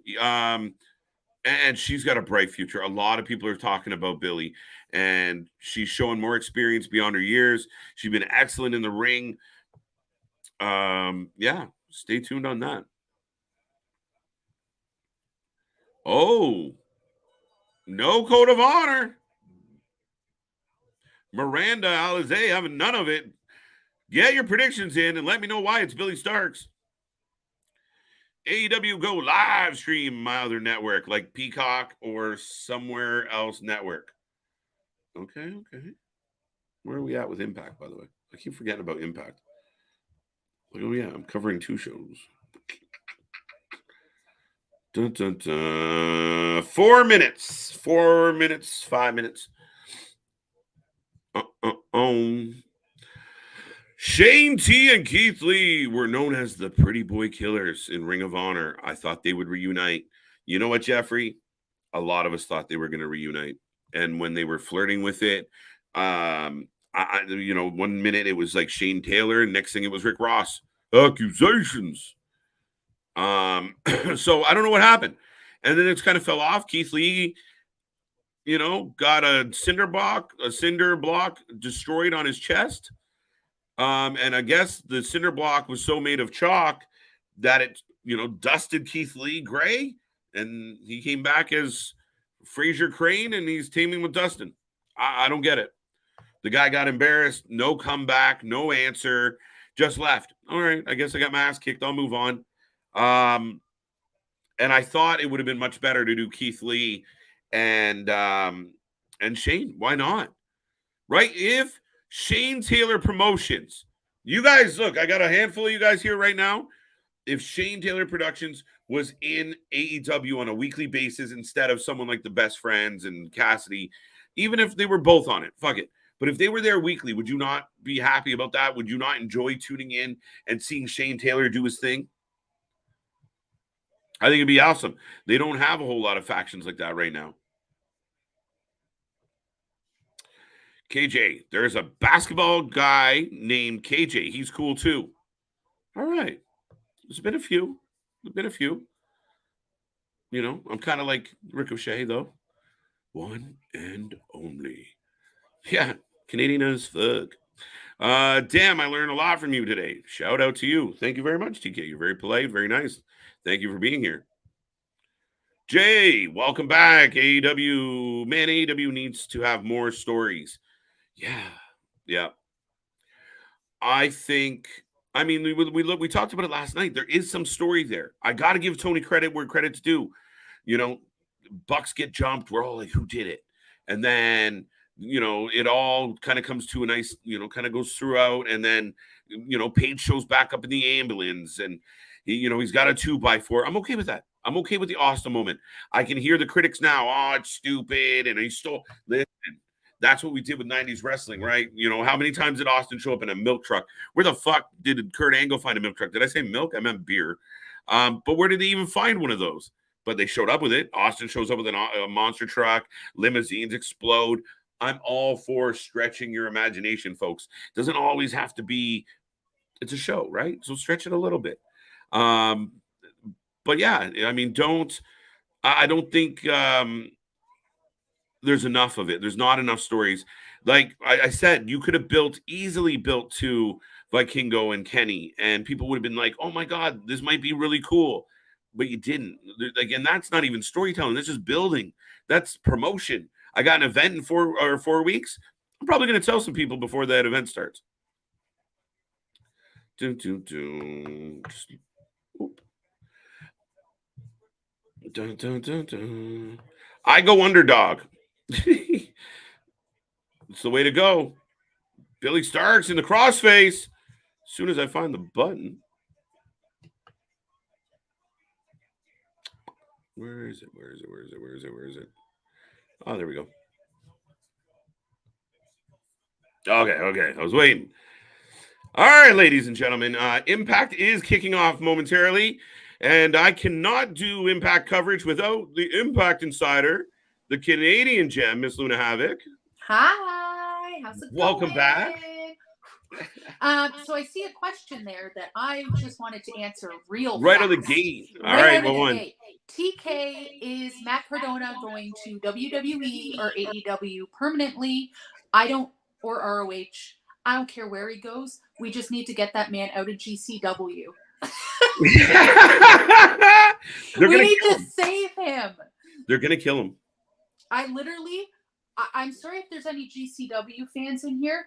That was one of the worst shows I have went to a bingo hall in Owen Sound and had more fun than GCW. It was atrocious. It was so bad. Why? By the way, folks, Luna Havoc was at GCW on Sunday. So she's not just shooting on GCW. No. And you know what? I used to watch. Yeah, a little bit. I watched GCW from the comfort of my home. And, but this wasn't even that bad. There was no blood. There was no guts. It wasn't like that. It was just so poorly executed. Really? And so forgettable. It was I could not believe, and everybody that I met there said the same thing. It was just like, like, I don't even know what was going on there. I don't know what they were thinking. Like, especially for their like first ever show in Toronto, second ever show in Canada. It was just bad. Oh my God. No, from a person who wasn't live that we covered it, I thought it was pretty good. I thought the main event was good. The main event was amazing. Don't get me wrong. That was Okay. really, like, I mean, they're amazing. But no, it just like being there, it was just like a shit show. Like nothing made any sense. There was like, I don't know. It was just, it wasn't a good, maybe if I watched it on TV, I would have liked it more. But being there, it was just, oh my God, it wasn't good. Turned me off a little bit of wrestling. So, not wrestling, but GCW. That's funny as hell. Like I thought you were gonna have a great time. I mean, and the venue was interesting as far as like there was no space between the guardrails and the ring. No, there was nothing. Oh, sorry, folks. Real quick, Billy Starks picks up the win in Ring of Honor. So big, another big win for Billy. She's on fire, man. It's hard to believe she's only 18 years old. Oh wow! I did not. She's kicking ass, taking names. But yeah, and a lot of people said the exact same thing. Like one of my friends paid for a seat. Okay. But the seats were up on the stage, like of the opera house. Yeah. Which fine, it's whatever. But they just didn't give him a seat. They're like, no, you have to stand. And I was like, oh, that's kind of shitty. Whatever, you paid for that. That's fine. Shit happens. He just literally stood on the stage. Like they didn't give him a chair. No, they just made him stand in the crowd with the rest of us chumps. Son of a bitch. So whatever. I get shit happens when you're doing a live show, but it just like it was pretty boring in terms of live production. Yeah, live performance. That being said, the Opera House is just beautiful. I love it there. The Opera House is crazy, and I love it there. It's one of the best places to go in Toronto. If anyone is in Toronto and they go to the Opera House, I highly recommend it. I've been there for comedy, I've been there for concerts. It's just such an old building, and the acoustics in it are good. I honestly thought you were going to come back and be like, the show was awesome, the venue was crazy, but it's so small and tight, right? Yeah, it was not good. Like at one point I almost just left early, and I'm like, if I miss the main event, I'm going to be really upset. But I would have given you shit for that. Yeah, so no, I stayed, but you will not catch me in another GCW show ever. Oh my God. We'll see. Well, I'm sure there's a match out there that would entice you back, maybe. Maybe. I don't know if you know who Nasty Leroy is. I've heard the name, yeah. Yeah, so he's like kind of in GCW. Anyway, I told him I would go if he ever performs at GCW. There you go. That is the only time. But man. How was Sexy Eddie live? That was something else. Anyone out there who doesn't know Sexy Eddie, go Google Sexy Eddie, and there's 3 X's in his name for a reason, mostly because he hates clothes. Yeah, it was a lot. There was a lot going on, you know. Right. Yeah. I mean, it's almost the Orange Cassidy gimmick without pants. Yeah. Right. Exactly. It was not my favorite thing I've ever done. I could have just watched that from home for sure. It's like I'm a huge ECW fan. I think everybody knows me that follows me, but I feel like if I were to go see if I was old enough to go see an ECW show back in the day, I probably would have had the same. Yeah, fair enough. Thing, right? You know, I don't know. It just, I don't know. It's funny because, like I said, people bring it up all the time, and I'm like, yeah, I kind of like just watching them here with, doing this. Like, I mean, I'm kind of used to it now, and I mean, yeah, and maybe that was part of the problem because I'm not a people person necessarily. Like I don't like I don't like to be out in big crowds anymore, and not like I'm scared or anything. I just prefer not to. I hear so you. yeah, maybe if I watched it at like a bar with a few people, it would have been better. But fair enough. So people were actually asking me if it's the Design versus Motor City Machine Guns. Time Machine. So we got the Design versus Time Machine, Motor City Machine Guns, and Kushida and Big Con kicking it off and taking names. Big Con. But yeah, some people were asking me if I got Forbidden Door. Hey, Mick. Hi, Steven. Look. We are Oh, there's Steven. Jesus. There's lots of you in here. So yeah, people were asking me if I was going to Forbidden Door, and I'm like, you know what? I don't want to go. I don't think it. Yeah. I will admit this one's tempting me. This one's calling my name a little bit, but just because of what it is, it's a crazy night, right? Like it's gonna be crazy, yeah. But then again, I like coming here and talking to the folks. So, shit, I'm torn. I know. I'm not a huge fan again of the Scotiabank Theater and all that stuff, and I think I'm a little. And then I'm going to be going to Impact in a few weeks. I think I might be a little big crowded out a little bit. So I don't know.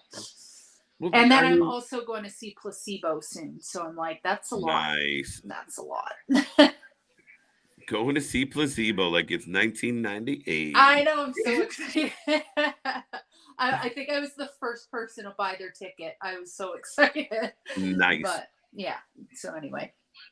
Well, folks, we will take your prediction whether we got Impact Wrestling is live. Yes, it is. We are on the go with both Impact and Ring of Honor. Right now, we got the Motor City Machine Guns against the Design. If you want to give us a take on that, if you want to guess or pretend you're guessing, let me know. Pretend you're guessing. Is Sami Callihan there? Because if Sami Callahan's there, the Design's probably going to lose, right? Because they're going to mess with him somehow. Sami's at ringside, but he's not in the match this week. So I wonder if Sami causes them a match out of revenge. Ooh, maybe. Yeah, I'm going to go Time Machine.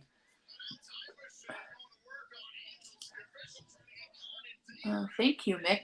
I did subscribe. He's your biggest fan. Thanks, Mick. And I just heard that the Motor City Machine Guns re-signed with. Yes. Which I'm super happy about. Right. We had someone pop in the chat to start the show, and they were like, Motor City Machine Guns are leaving. I was like, oh, bummer. And then 20 minutes later, someone else was like, they signed. I was like, oh, good. Yes. I mean, I didn't really see them leaving, but I mean, I could see them being enticed by maybe a TK. Yeah. Did you hear that TK is looking at Goldberg? I love it. I fucking think it's hilarious. Like, it's one of those things, like, you know, when one of your friends is about to, like, start dating someone and everyone knows that person's a fuck up, and everyone's just like, do it. Fucking do it. We're going to watch this train wreck for 2 months. That's what this feels like. I mean, if it's a one-off retirement match, yeah, it's totally worth it. I love that. Goldberg at fucking Double or Nothing against Sting, or I don't know, pick somebody. Yeah. A lot of people said maybe it would be Sting. I don't know. I think Sting might be too fragile to get in the ring with. Yeah, that's probably a bad idea. So bad, for his physical health. Yeah. Sounds like a dump truck against a Pinto. Not good. But if he was signing like a multi-match kind of thing, it would be bad for business. Who would you put Goldberg in the ring with that he doesn't break in half by accident? Brian Cage? Maybe. Is he even still with? No, he's with Ring of Honor. We just saw him twice tonight. Oh, really? Yes. I feel like those two, like they're kind of the same size, right? Alex? Yeah. Oh, shit! Okay, sorry. I got distracted right now. By the way, on Ring of Honor, it's Christopher Daniels and Matt Sydal, the new tag team. Sydal even, like, colored in his forehead. Against Aussie Open, who I absolutely love. So a hell of a tag match going on Ring of Honor and a hell of a tag match going on in Impact. Did you make a prediction? For the Impact, I said Time Machine. Okay, Time Machine it is. I think Time Machine is taking it. Shelley should bring. Oh, Alex Shelley should bring back Paparazzi Productions. I'm so game for Right, that. you remember that? Yeah. That feels so long ago. That was like 2010. Yeah. For sure, yeah. Because that's when I first started really watching TNA, I guess, at the time. Peraza versus Savannah Evans. Oh, that's... That's the squash match. Hi there, Luna, says Hassan. Hello, Hassan. Formerly Evan Bourne. Yes, very much Evan Bourne of WWE semi fame. I mean, Evan Bourne took one of the best RKOs ever. Somebody just said, stop booking Tommy Dreamer, please. Oh my God. I think we can all get down with that. I guess we're all on the same page, so that's nice. Luna, I listen to a lot of podcasts and such, like, to just kind of keep up, and I love hearing other people's takes on it. That's why I love doing this and like having hosts come on and talk with me, because I want to see how other people see it, right? Yeah. So I listen to Busted Open, and Tommy Dreamer, God love the guy. I get the sense that he's lonely in his real life, which makes no sense. But it's just like he's doing the interview, but everything somehow leads back to Tommy.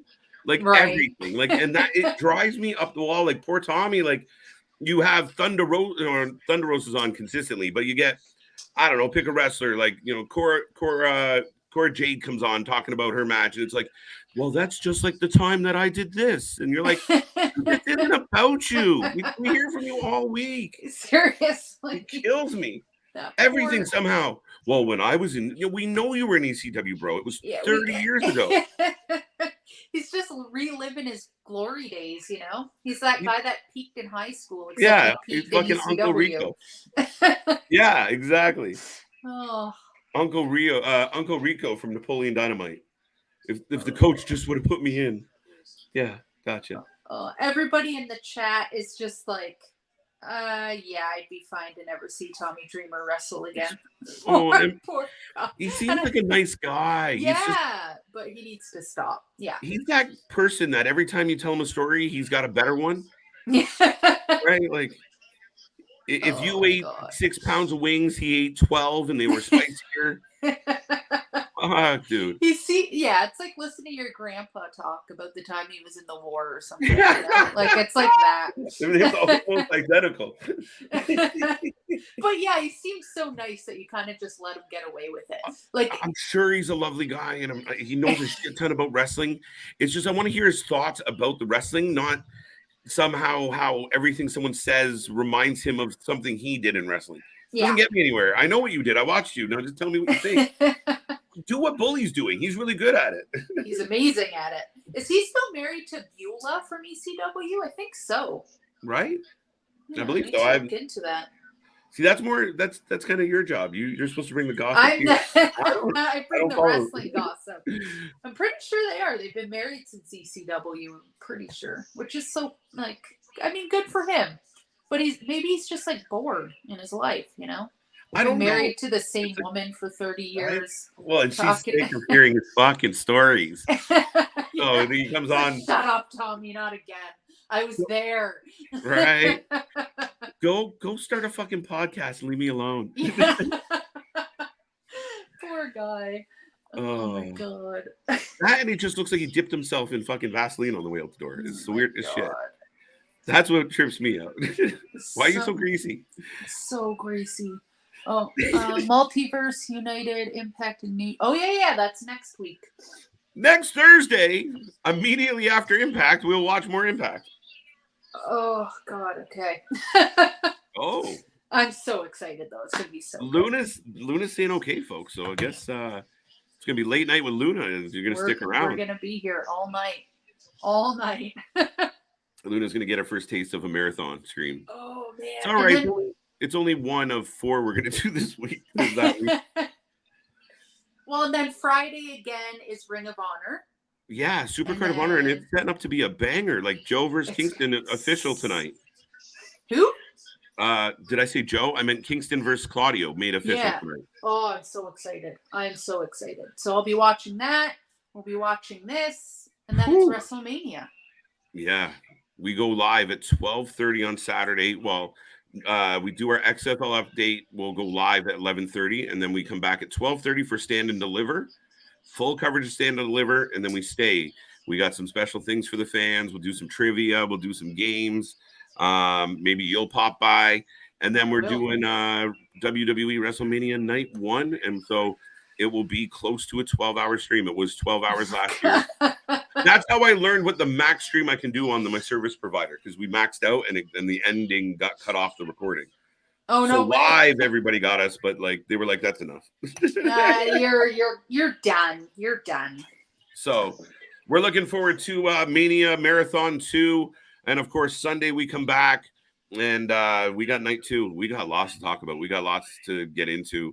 It's going to be crazy over the next 7, 8, 9 days. 9 days.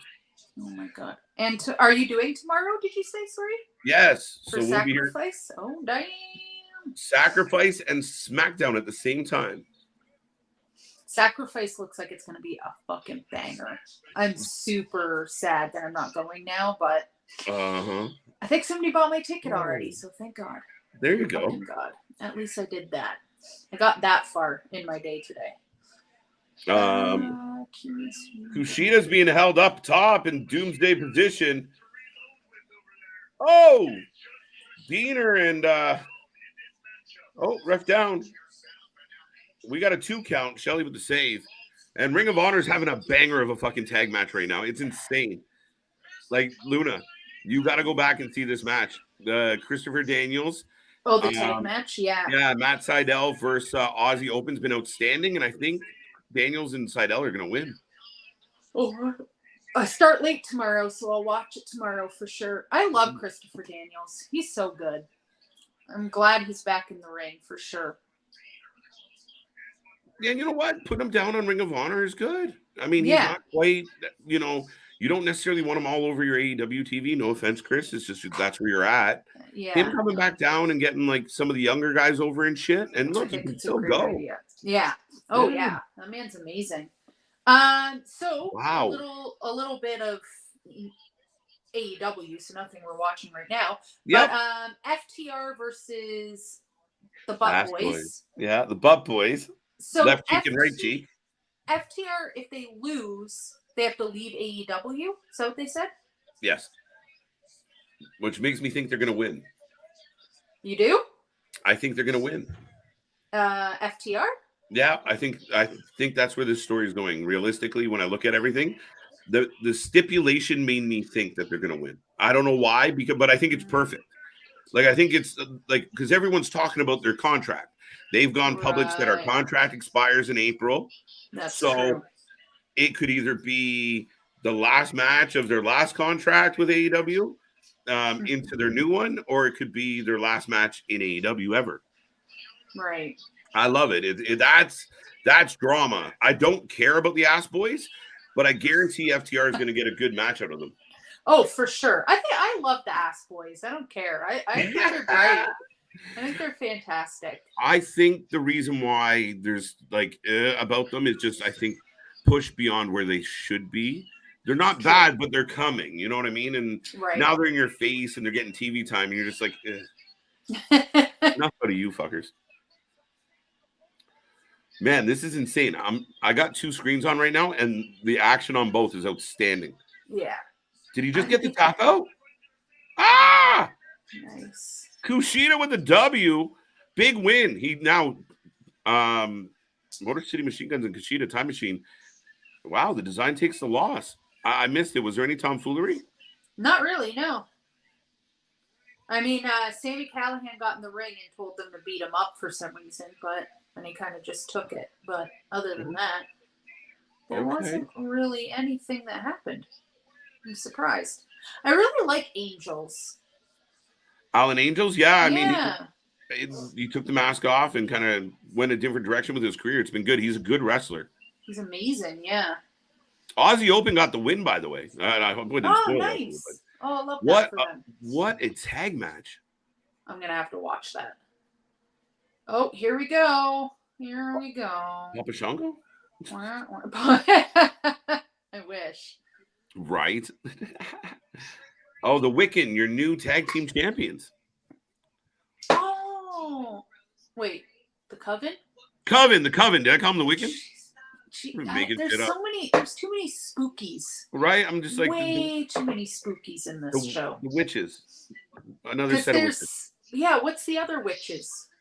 Well, we just had. Well, I mean, the Death Dolls were spooky as far as the Coven. Oh, the Coven right away. I'm thinking of Hex. Yeah. We got the Hex. We got you got Isla Dawn over. Well, we had her on NXT. I don't think guys who watch NXT still is Isla Dawn still showing up because she's awesome. All right, so your new women's knockout tag champions, the Coven. I love that for them, though. Oh, that's so funny. Because this is pre-taped, like it's like I got cheeseburger. You asked for cheeseburger, you got them.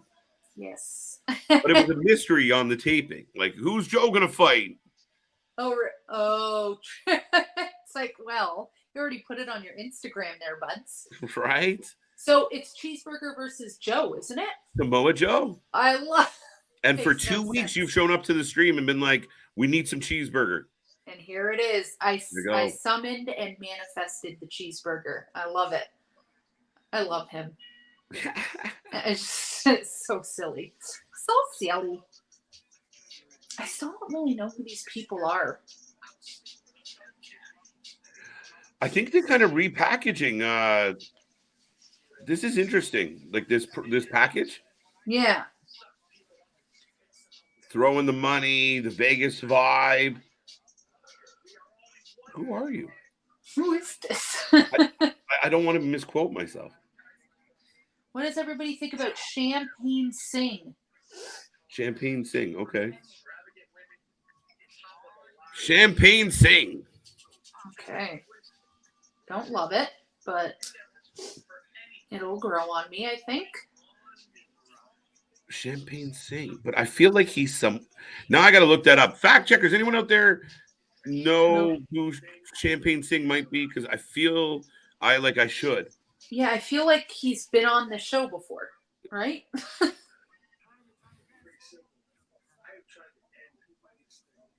Oh, yeah, PCO was bleeding out the back of his head yesterday. Or last week. Well, remember they cut one of his nuts off. Oh, yeah. Of his neck! Of his neck, people!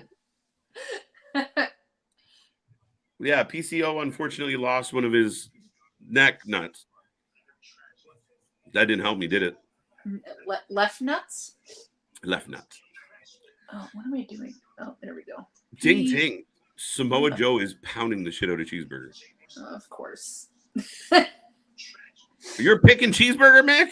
It's hard to bet against a cheeseburger, but... It's really hard, yeah. I'm going Joe. Champagne Singh. Champagne Singh is a pretty good name, though. Like, you're not going to forget that. Yeah. Got that El Patron vibe. Yeah. So wait, who is on Sacrifice tomorrow? It's PCO versus Kenny King, right? I'm pretty sure. It's going to be Kenny but he's still trying to get after Sammy.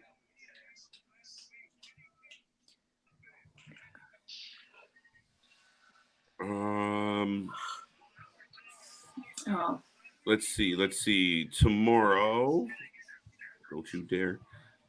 We have Impact Knockouts World Champion Mickie James versus Jordan Grace. Could this be it for her title run? Tommy Dreamer versus Bully Ray. Busted open match. Yeah, I don't get what that's supposed to be. They just named it after the podcast, which is adorable. Cute. Impact X Division Championship, Trey Miguel versus to be announced. They announced that, but I can't remember who it was. They put it up on their Instagram today. Okay. Bullet Club versus TMDK. Should be a good match. Mm-hmm. Joe Hendry, who I was watching old old Joe clips on his days in Ring of Honor. He was singing back then too, so that's fun He's stuff. been singing for a while. Yeah. So he's going up against Brian Myers for the Digital Media Championship. That should be an easy win, or not an easy win, but a good win for him. Yeah. Yeah, he's not going to lose it yet. And then we get Josh Alexander, Rich Swann, and Frankie Kazarian versus Time Machine. Giselle Shaw versus Deonna Purrazzo, and Jonathan Grisham versus Michael Bailey.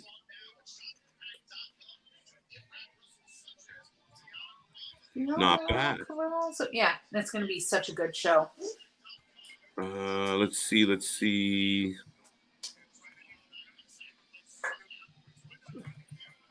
Yeah. Let's see. Oh, is he fighting Lance Dorado? Oh, on ROH? No, so they did announce Trey Miguel's opponent, and it's going to be Lance Dorado. I always fuck up his name. Lance Dorado. Yeah, I don't know.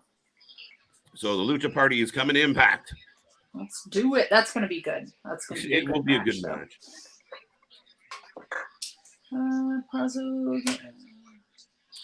Yamashita and Killer Kelly will as well in Sacrifice. Oh, I did not see that on the list. That is going to be a banger.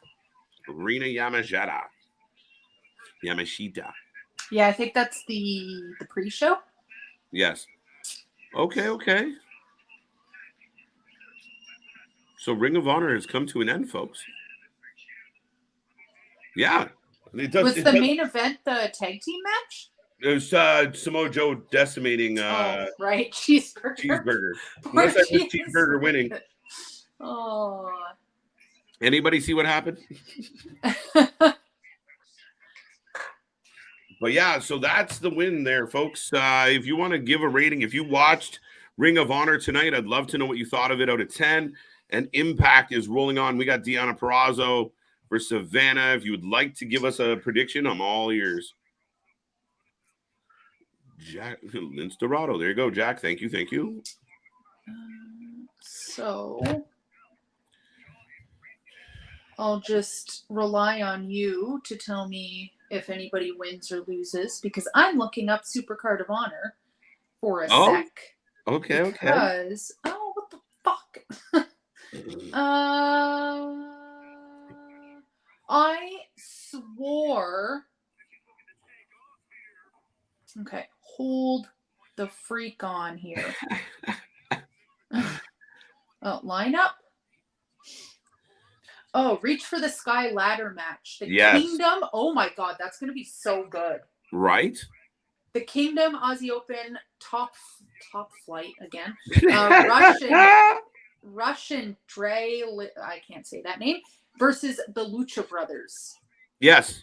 Love that. Samoa Joe versus Mark Briscoe in the World TV Champion match. That's going to be a fun one. Okay, so this is what I came to look for, and I'm not seeing the answer that I wanted. So I thought Dalton Castle and the boys were going after the trios belt again. They lost twice, so I don't know. I guess they're either buried but they're not on Sacrifice. Or they're not on Supercard. I'm heartbroken. Yeah, because I believe as of tonight, the Embassy is going to take on Blake Christian, Grand Metalik, and AR Fox as a thrown together team against them. So love that. Not bad. Not great. All right. Yeah. Okay. So I don't know. I'm trying to think, who's the trio champions right now in AEW? Oh, the House of Black. Yes. See how easy it was to forget that because of the way they're booked? Yeah. Well, that's the thing.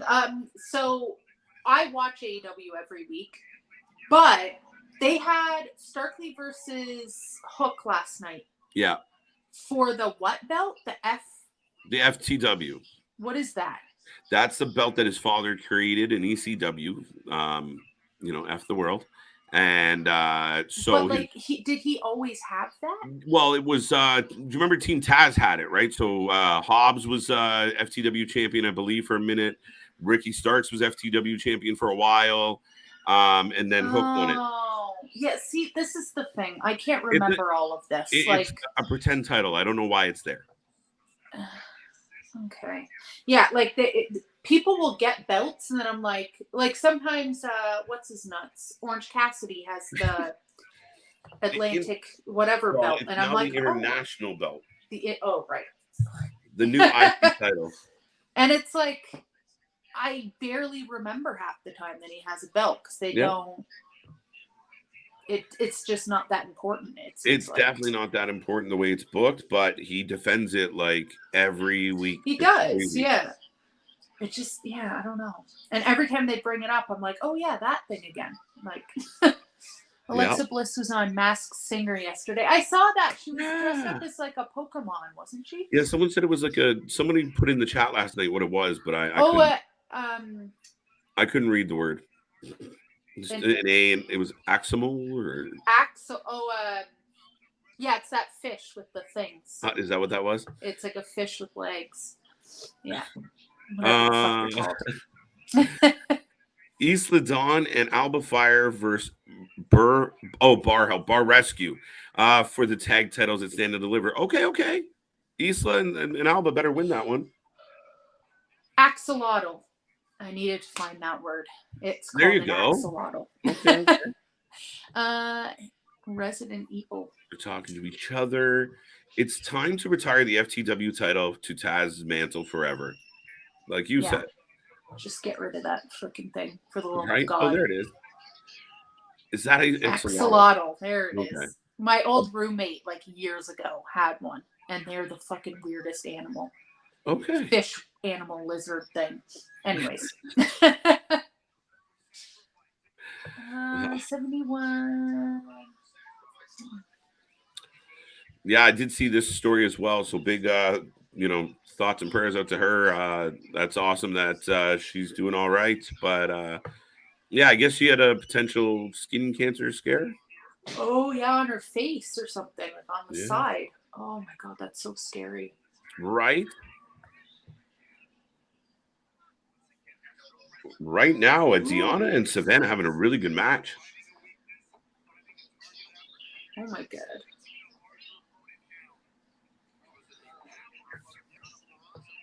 Dun, dun, dun. Remember, folks, keep the chat going. Keep it live. Keep it exciting. What are you thinking about? What do you want to talk about? What is on your wrestling mind tonight? Any good stories floating around the internet? And remember, if you haven't gone to Twitter and retweeted my challenge to Tony Khan, do it, please. What's your challenge to Tony Khan? I didn't see it. I challenged him to come on here and talk to me. That's what the challenge was. It's genius. That's actually really smart. That's really. I feel like I love Tony Khan.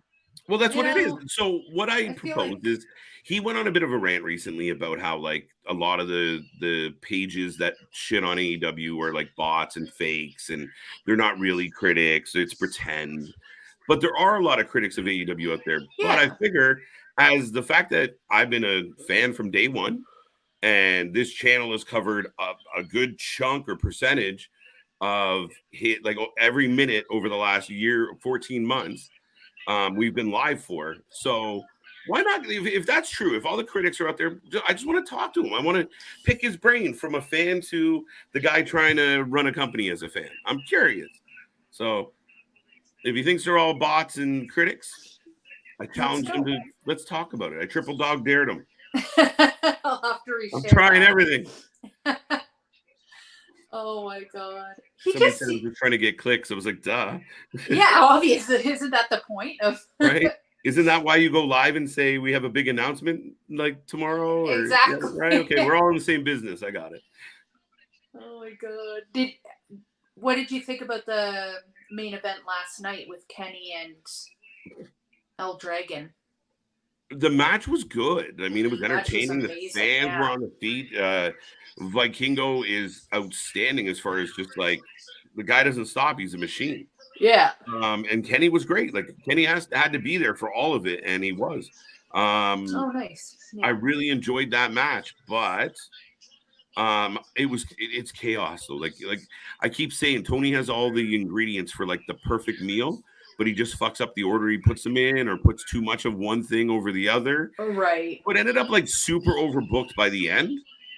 but it was good. The match itself was really good. Right. Yeah, I thought it was amazing, but You know, I could see what other people are saying about like you kind of have to build toward it a little bit. You can't just be like, this is a dream match. Ta-da! Yeah. Like it turned out to be amazing. Glad it happened, all that good stuff. But like we've been saying for weeks, and you've been saying longer, I'm sure, there's no story. There's never any fucking story. No. And I mean, I think what I said last night during the show, Luna, was that, oh, sorry, real quick. Giselle Shaw's up on the apron, and Deanna's in trouble right now. She's highly outnumbered. Are we going to get some assistance for Deanna? Who's coming? Chelsea Green comes back. Thank God. Oh, my God. I would love that. Right. But is the Chelsea Green Karen thing getting old yet? Are people getting sick of that? Or and she's getting paired with Carmella, so it's interesting. Ooh, I love Carmella. Oh, see, there you go. But yeah. But well, R.I.P. Chelsea Green, I guess. Ooh. By the way, I know I was making a point. I cannot remember for the life of me what it was because I got distracted by the show. But regardless, TK's TK did a good job last night. It was a good show. I enjoyed it overall. The fans wow. I don't think you ever say that. Right, one of the better shows in a while. Like, again, it was just there's just these little moments in the show, and that's what I was going to say. Sorry, was Vikingo. Like, my theory is this: imagine 4 weeks ago, a month ago, we start getting these like video packages or these little vignettes about this champion from Mexico. And then, you know, each week they kind of show you a bit more and they start showing you the clips of all the insane shit he can do. Right. And then if you don't know him, when they announce like this guy's coming to fight Kenny, and without him even being in the building, just by showing us a few packages leading up to it, then we're like, oh shit, this is going to be insane. I've never heard of this guy, but he's going to be all right. Exactly. And that's like I'll use Joe Hendry as an example. Like, they had little vignettes of him just singing at people before he started with Impact. Yeah. And I was like, I need to see this guy.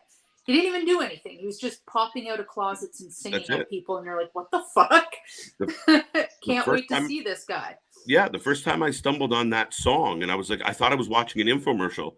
And then everyone broke out in a song, and then it was like, you know, oh shit, this is a wrestler. Yeah. And then weird, like, Americans have the weirdest commercials. That's what I thought it was. I thought it was for like some sort of insurance company. And then I was like, wait the fuck, what is happening? No, I just assumed it was another one of those medication ones where like the side effects are like 17 minutes of the commercial. Right? Oh my God. I love American commercials. The best. Taya Valkyrie and the Death Dolls. Aww.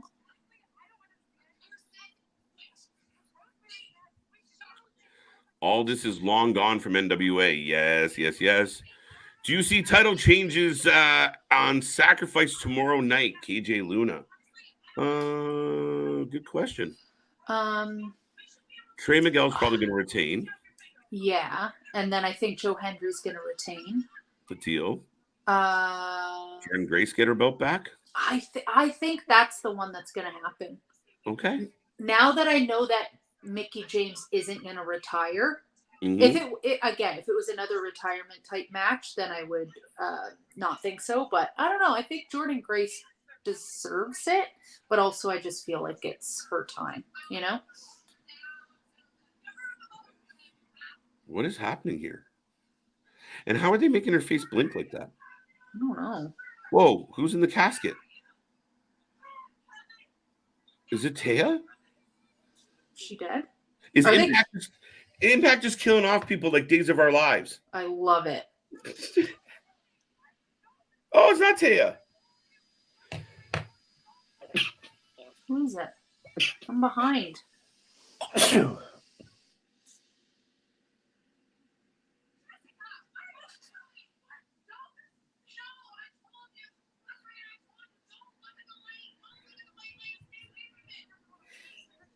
What is going on? I'm trying to figure out who this is. They bring back Maybe they're bringing back like Havoc, Jessica. Oh no, they did. They killed her. So good. Who's dead and who's not? So is somebody trying to come in to replace Taya in the Death Dolls? But like, is it you too can't young? you just can't kill everybody. You can't do. That's the deal. What is? Oh this? wait, where are you going? Oh, you dead. Oh, you can never come back to Impact. Right? F you. Oh, come on. Christ. It's impacted. Happily revive them. Yeah, that's true. Doing a whole angle where someone digs them up. There's this show that I watch. Do you know RuPaul's Drag Race? Yeah. Okay, so it's not that. It's called Dragula. So it's like RuPaul's Drag Race, but everybody is like goth or it's horror. And it's like crazy. It's amazing. And at the end of every episode, when you go home, they kill people. They like kill people off, and that's what this is reminding me of right now. It's like a RuPaul's Drag Race fucking wrestling show. You have to watch it. Oh my god, it's so good. They make like huge fucking costumes, like big like dragon costumes, and like, oh my god, it's so good. I definitely appreciate the presentation and pageantry of it all. But I more got stuck on the whole killing people off thing.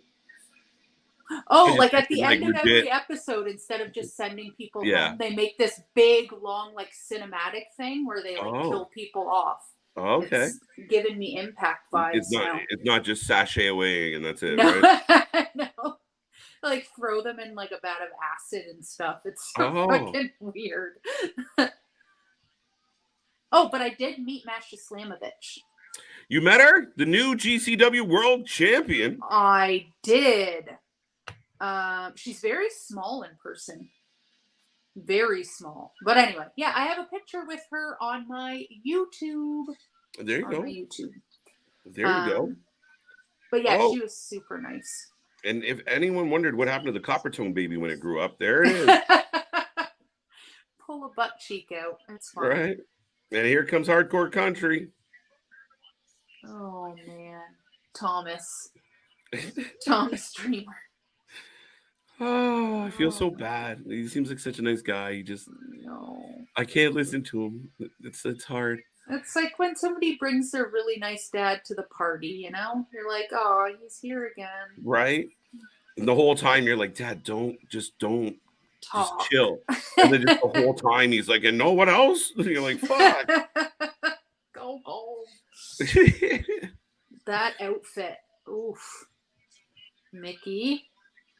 I watch NWA Weekly. Aldous been gone since January. Yes, Aldous left. He had issues with the creative direction that Billy Corgan, and a lot of people tied it into Tyrus. I almost call him Taurus. Tyrus winning the title. So, and there was some issues between Mickey and Corgan. Not Mickey and Corgan per se, but apparently Billy had told Mickey some stuff that he was thinking or what Aldous was feeling, and obviously the wife's gonna go back and say, hey hubby, like Billy's being a knob, and it just deteriorated. So he left, and a lot of speculation of where he's gonna end up. Remember, there's a history between Nick Aldis and our buddy Cody Rhodes, and I'm all for it. I just keep, and I think I brought this up a few weeks ago, Tyrus, like I'm not know him very well, but he's just all over the news with the belt talking about shit that he just should not talk about. Yeah. Like what I understand, like he seems like he's very conservative. That's your belief system or whatever, talking about trans kids and stuff with the belt on his shoulder. Not a good look. Not a good look. I don't think I'll be watching NWA anytime soon. And listen, for the first time since starting this channel, we passed on the last NWA pay-per-view just because the card did not look good. And I mean, the show is changing. I mean, you know, we got gimps running around now, and it's starting to be like low brow and yeah, right. It's a weird situation, right? It's And you can't even very get weird. voted. So Oh, I mean, and again, it's not like I'm uber conservative by any stretch, but it's not necessarily what I want on my wrestling show when it's like, oh, now you're getting fuckery. This is supposed to be the wrestling show. yeah, exactly. I Don't don't be like the know. rest. It's yeah. Well, wasn't that the thing with control your narrative? Is that still a thing? Oh my God. It's not, because two of the three people just up and left EC3, and the poor bastard like Oh, publicly went through a breakup, and we watched his emotions go through a roller coaster man. there for a little while. Like, Yeah. Well, I just remember EC3. First of all, I used to love EC3 back in TNA when he was like Dixie Carter's nephew or something. yeah. I thought he was great. I thought he was going to be a huge star, and I think he could have been. Yep. But yeah, I don't know. Anyway, I saw him on Twitter fighting with who was it? Who was that really flamboyant guy from NXT? He was really, really good, and he had allegations against him. Velveteen Dream. Yeah, him and Velveteen Dream were going back and forth for a while, and I'm like, what is this? There was issues there where the story, part of that story is that Velveteen Dream got caught like with a phone, like a camera set, like the phone set up in the bathroom. Filming. Right? Yeah. That's what started the whole shit. And if you guys haven't heard the audio of Velveteen, or the video of Velveteen Dream getting arrested at the bathhouse, it's worth a listen. And I don't. Life is just comical sometimes, and I don't mean to make fun of the guy's downfall, but he was being a dick, and he wasn't a pleasant person, and he makes an absolute fool of himself. I don't know how the cop didn't freak out and lose his mind, because he berated him for the entire drive, the entire load into the precinct. Like, all of it was shit. Yeah, it was pretty bad. And that's, I don't know. It's sad because I don't want to. Like, he's obviously having a mental health crisis, but also he just doesn't seem like a good guy. So you don't. Yeah, right. Like. And he was another one. That guy could have went so far. Everything else aside, like when he was a big deal in NXT, man, he was my fucking favorite thing in wrestling. Right. I loved that man. His like Purple Rain Prince thing going on. Yeah. And he did. Even with that gimmick, he had all the makings of, he was androgynous and edgy enough that it made people that were very uber conservative uncomfortable. Like, oh, I don't know if I like this, but but that's where it pushes the button. And as a heel and then he started getting over it just because he had really good matches. The fans started cheering for him. He had a great physique. He was athletic, and he blew it. Twice. Yeah, he was amazing in the ring, and that was he was like modern day Goldust, Yeah, but not as in your face as Goldust maybe was sometimes. But a little more PG version of what we were getting back then. Oh man. No panties and garters for Velveteen that we knew of. Oh man, yeah, it's too bad. And the thing is, like, there was. I don't want to get myself in trouble because I'm not going to say anything that I don't know anything about. But Velveteen Dream, from what I understand, the allegations against him were not true. I don't know the I think with the camera. No, not that. With the stuff before that, with the underage people. Okay, yeah, and then there was the other stuff, and then there was he's had like, you know what I mean, and that's the thing. Mm-hmm. I remember when the report came out, like, Velveteen Dream might be coming back, and then like 3 days later, it was like Velveteen got arrested, and you're like, ooh, bro, yeah, you were that close. Oh, yeah, because I did hear that he was supposed to come back. That was after all this stuff came out that it wasn't true. They like fabricated the story or the screenshots or something, but he just fucked it up. Right. Same with Matt Riddle. Didn't he fuck everything up too? Where did he go? Well, I put it out to the crowd today that what if Riddle comes back at Mania or right after Mania because he's been off? He was in rehab. He had to go get his life together. Now the rumors is, the rumor is that WWE might be kind of sick of his shit because he's going running through his own around with problems and just oh, wild and crazy. So his wife left him. Yeah. Took his kids. Now he's like running around at the adult film industry cons and stuff. So I mean I think that's not a good look. Well, I mean, I think part of it is, I mean, you look at a young guy and he's making big money and he's a big superstar, and some people it just goes to their head, it goes the wrong way. And I mean, I don't know how well I would handle, a few $1 million in my pocket, so Fuck, you'd never see me again. Yeah. Move down to Mexico and that'd be it. Right. Fuck my contract.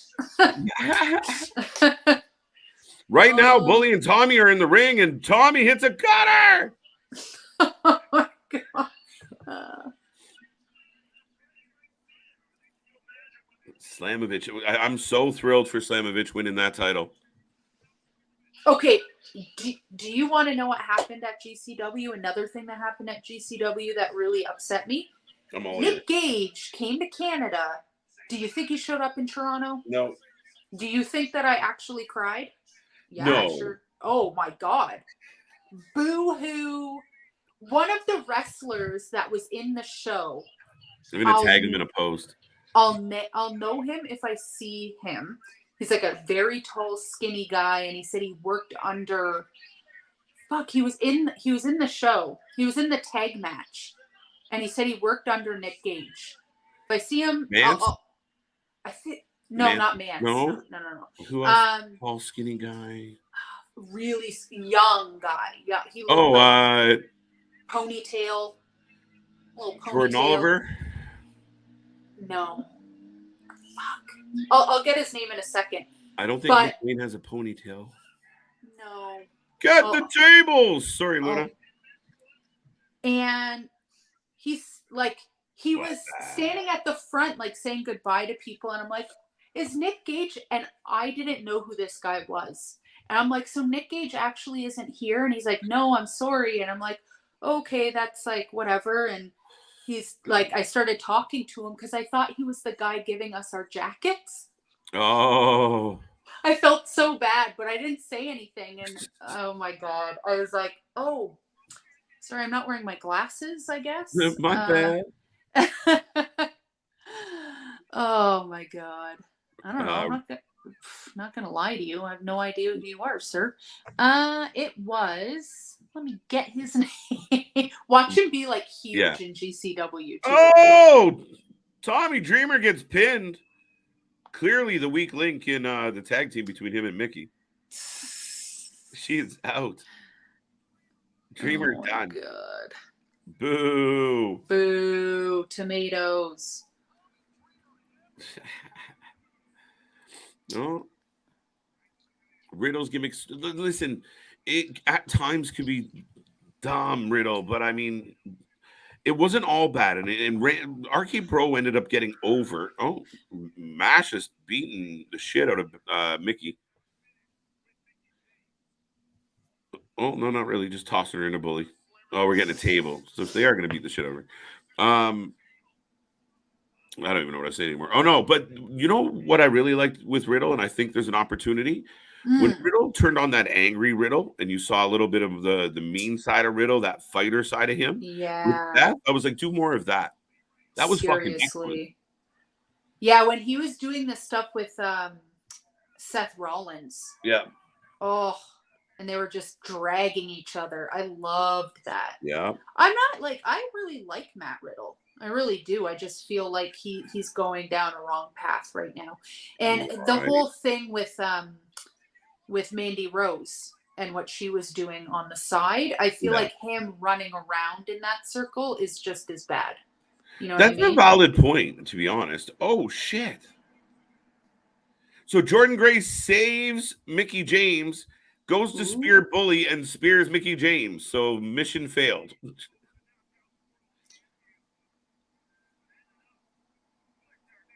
This mashup Bully Ray thing's pretty good. I I like like it. them together. Actually, I They're really like them together. yeah, they're cut from the same cloth. Jordan Grace going to challenge Mickey James tomorrow after laying her out tonight. Tommy in the ring to look confused. As always. Oh, poor, I feel bad. Guys, if anyone's talking to Tommy, tell him we don't mean it. We're just tongue in cheek. We're just joking around. Kind of. Just a little bit of ha-has. I mean, maybe he needs to hear it. I don't know. A lot of people deserve second chances. Look at Jeff Hardy. He got chances after chance after chance. Yeah, I'm not saying people don't deserve a second chance. I mean, and a lot of people have been given second chances. Depends what you do with it, right? Like, I'm always mindful because of the, not to sound all deep and poetic, but the journey I've been on hasn't been all roses. There's been a lot of ups and downs and battles and my own plight to take in. So I don't ever want to judge someone else's journey or their problems or their mistakes because I make a shit ton of them. And but when you have that opportunity, like a lot of us would kill for a big time contract and a big time opportunity, but you can only get so many. I muted myself, but you got to take advantage of those opportunities. That's why I'm so mad at Jeff. Like, as a fan, you're like, do it again. Come on. And again, I know it's not easy, but man, a lot of us would have done a lot better with the chances of, a Tony Khan or a Vince McMahon supporting you. I mean, on the other side of that, like, Jeff Hardy should not be getting any more chances. Like, let's just be completely honest. Man should have went to jail. Absolutely. I love Jeff Hardy. He's in my top 5, but the fact that he's gotten away with this for so long, he's gonna, like, look what's going on with Tammy Sitch, Sunny. Yeah. She actually unalived somebody's grandfather, like, fucking gross. Absolutely disgusting. Absolutely. Disgusting. No, and I mean, that's where it becomes like, listen, if you want to do you want to, like, hang out in your house and be strung out or be drunk or do you whatever your habits are, do them. That's up to you. But if you want to venture out into the world and start risking other people's lives, that's when you're like, okay.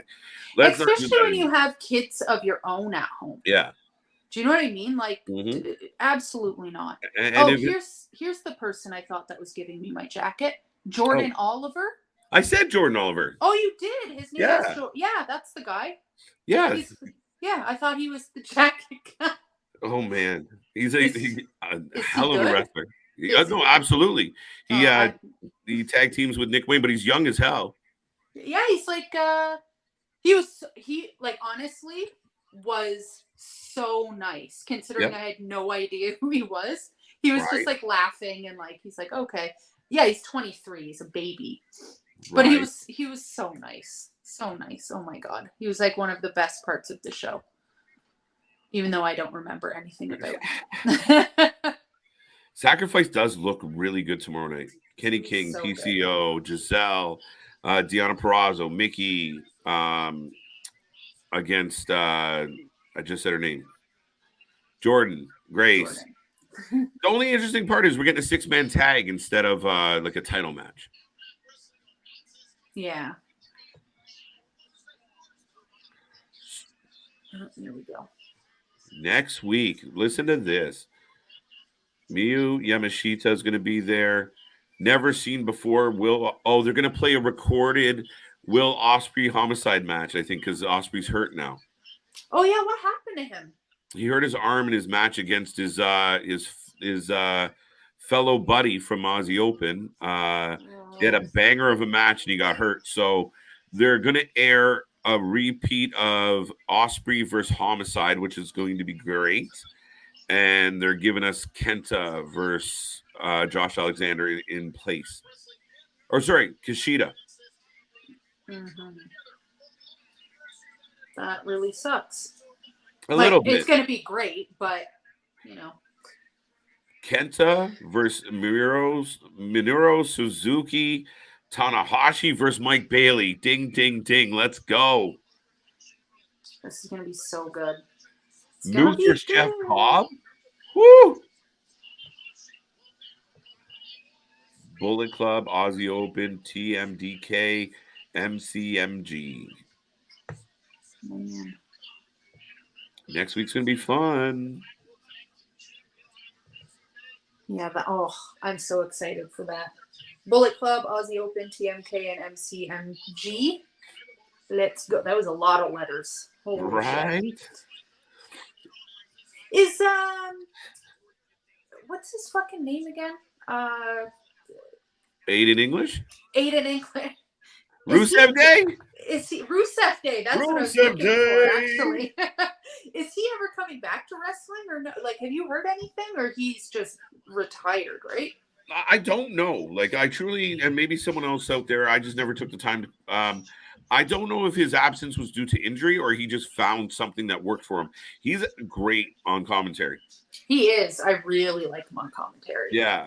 Like, that's somebody where if I was WWE and you got Kevin Patrick or sitting on your commentary team, someone like Aiden would be an up. Even the guys at Ring of Honor do a great job. There's good commentators out there. I'm not sure what the WWE is really thinking with some of their decisions. I mean, I love Dirty Dango. I still need to get his shirt. Damn it. I will do that. Dirty Look at Dango. him. He just makes me so happy. His stupid outfit. Yeah, where's Corey Graves again? What commentary? Raw. Oh my god, he's just atrocious. Joe Hendry is here before Joe Hendry. Joe Hendry. Disagree?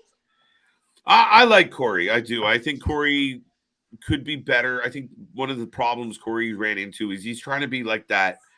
I was just gonna say he's just so unlikable that I just want. Yeah. Right. I like what he's trying to do. I feel like he hasn't had like good help though. Like there's times where he's losing his mind and being like obnoxious, and I think it makes him look bad because the guy sitting next to him just looks at him and goes like, "Oh, really?" And like he's like going nuts, like, "Well, how could this happen?"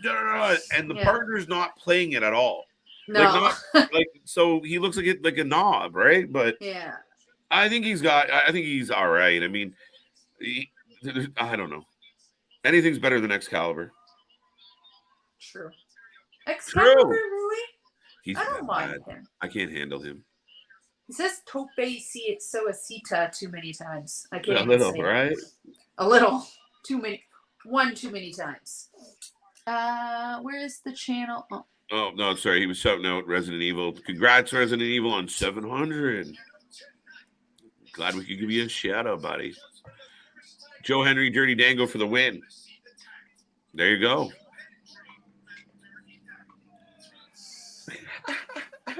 This is the best tag team. Yeah. Thank you, Dango. Thank you. Joe, we got two special words. Dango, suck it.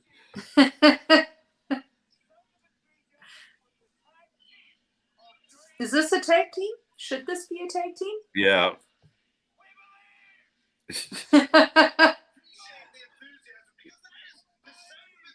Dango doing good, man. He was good with Tyler Breeze. Oh, the Fashion Police was the best thing ever. They shagged that up because it was getting over really well with a lot of people, and they shagged it. It was just filler fluff, but in the best way possible. Like I loved every second of it. And when you got 3 hours on a fucking Monday, I'll take some filler fluff. That laugh a little. 100%. Oh, I miss Tyler Breeze. Well, apparently his contract signed him to up, down, down for life. I don't know what that's all. He's always on the Xavier Woods podcast, and that's all you ever see. Yeah. Every week, but he doesn't do anything else. Oh, that's so. I think he does backstage stuff too, like producing or not producing, training. Yeah. For NXT, actually, I believe, which is a step down from the Fashion Police, I will say.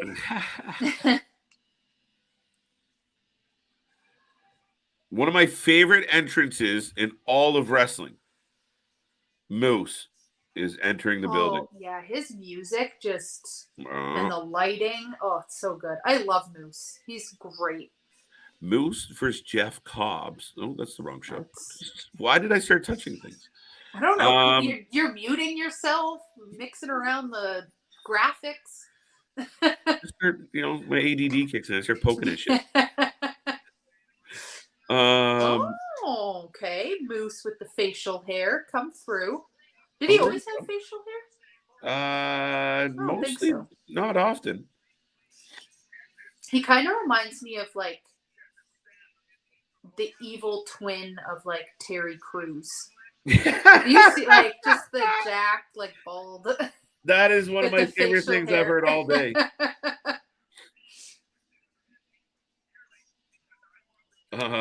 That is one of my absolute favorite things of the day.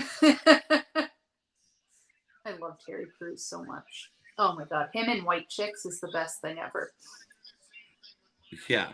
Bro, Dirty Dango's just happy to be there. He's just happy to participate. I love it. He's just a laugh, right? He's the comic relief, and he knows it. And he's good at it. Yeah, he's so good.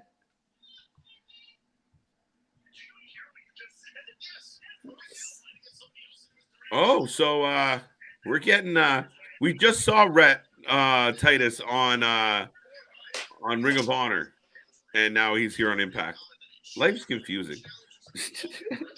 Who? Bitch, who? What's his name? Oh. Titus. I thought you were talking about I thought you were going back to NWA. Oh, you know what just happened? Oh my god. All right, so ladies and gentlemen, do you guys want proof that vitamins will make you think different things? I clicked away from YouTube for a second, and when I looked back up to see what was going on with wrestling, the repeat of Ring of Honor is on. I'm like, oh, I already saw him tonight. I was a little confused. I'm like, does one of these men have a different name, or what the fuck? I thought you were talking about Tyrus from NWA, and I'm like, what? What? Well, he's not here. The vitamins are good, folks. I shit you not. So we got Joe Hendry. Now that I'm watching the right TV, versus Moose versus Brian Myers. Brian Myers, thank you. Thank God you're here. Brian Myers in his Green Ranger outfit. Right. Love it. He stole it from Hornswoggle. Stretched it out. Have you ever watched shoot videos with Hornswoggle? I've seen some, yeah. Oh, man. Yeah. He's not a happy man. No. He doesn't love most things. No, not really. And out there somewhere, there's some Hornswoggle boxing matches that are pretty good. Really? Yeah. Oh, I'm gonna have to look for those. 100%. I missed the Fashion Police. Do you miss them, or did you miss them? He missed them. So, as in he didn't see them, or he wishes they come back. You forgot about somebody, Ryan Gage, who left him out. Who? Brian Cage. What about Brian Cage? Oh, Brian Cage. Oh. I think. He's around. He's around. He was on Ring of Honor tonight. He's got a trios belt on his shoulder right now.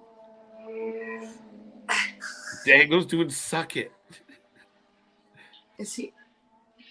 Hendry wants to clap. Or swing his arms. There we go. What a shit show. I'm obsessed with this. It's amazing. I need them together more often, for the love of God. It's a good shit show. Yeah. It really is. But it's nonsense. It's complete nonsense, Luna. So stupid. Oh.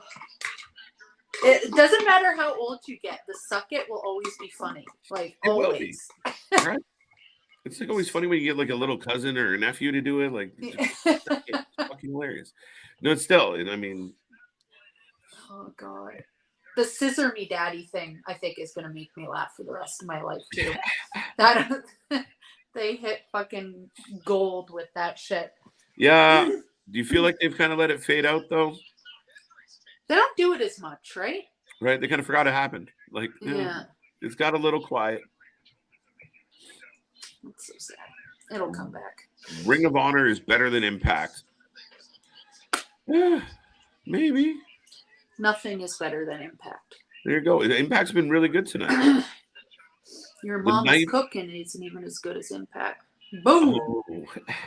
Burn! No, I'm kidding. No, I love Impact. I haven't really watched Ring of Honor though, to be completely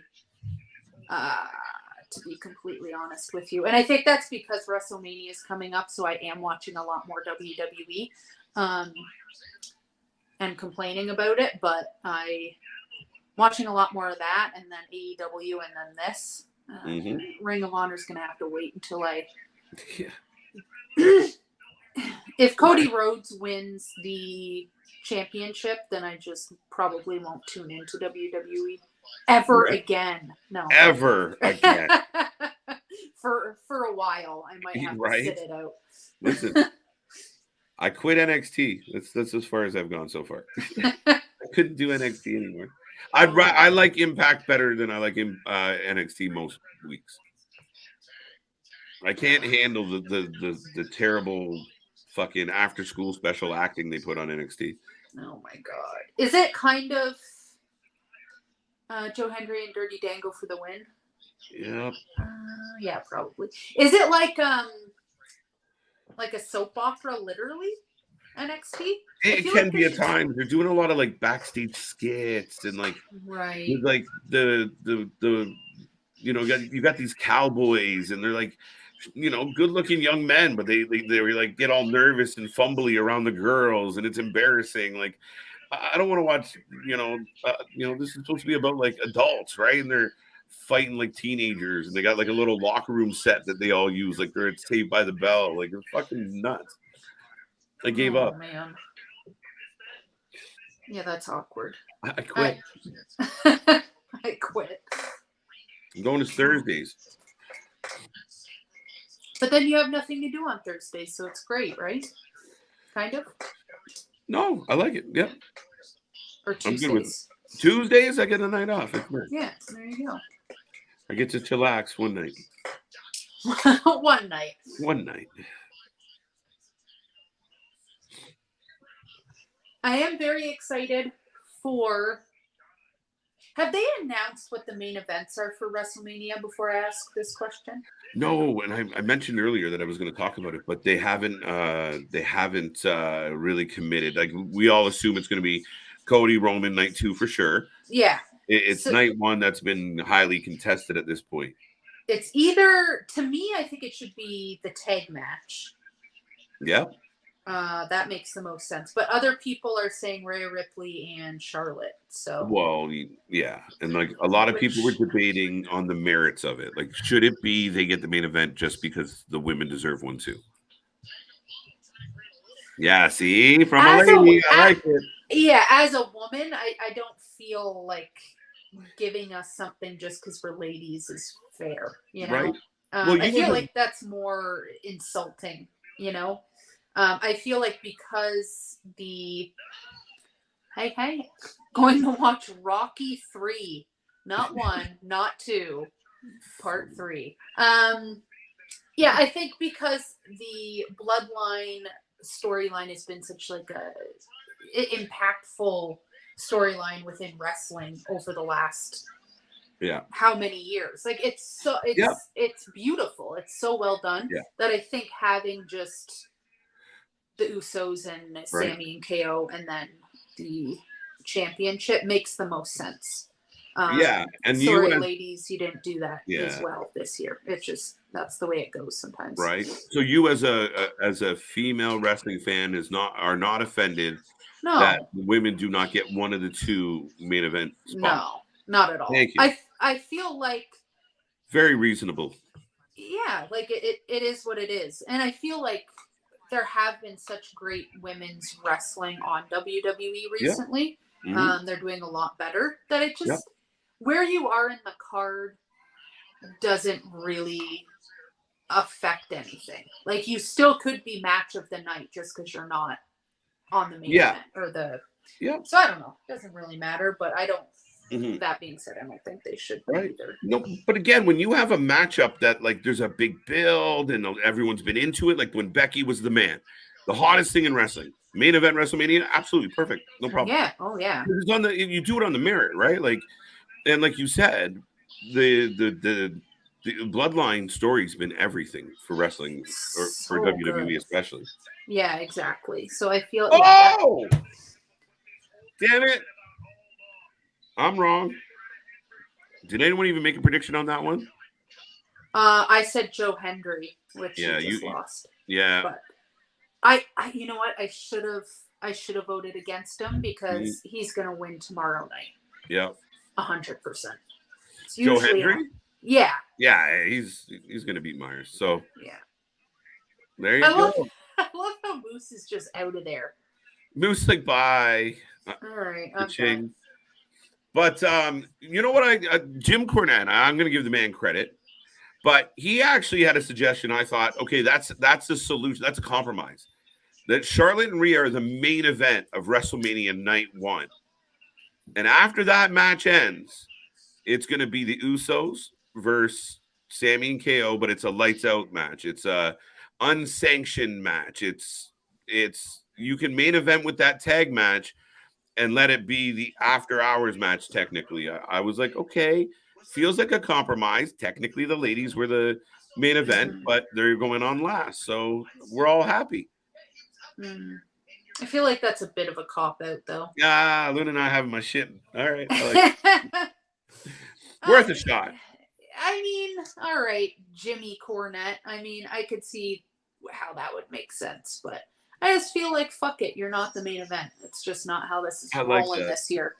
Right. I agree. But good to see you, Excalibur. Enjoy Rocky 3.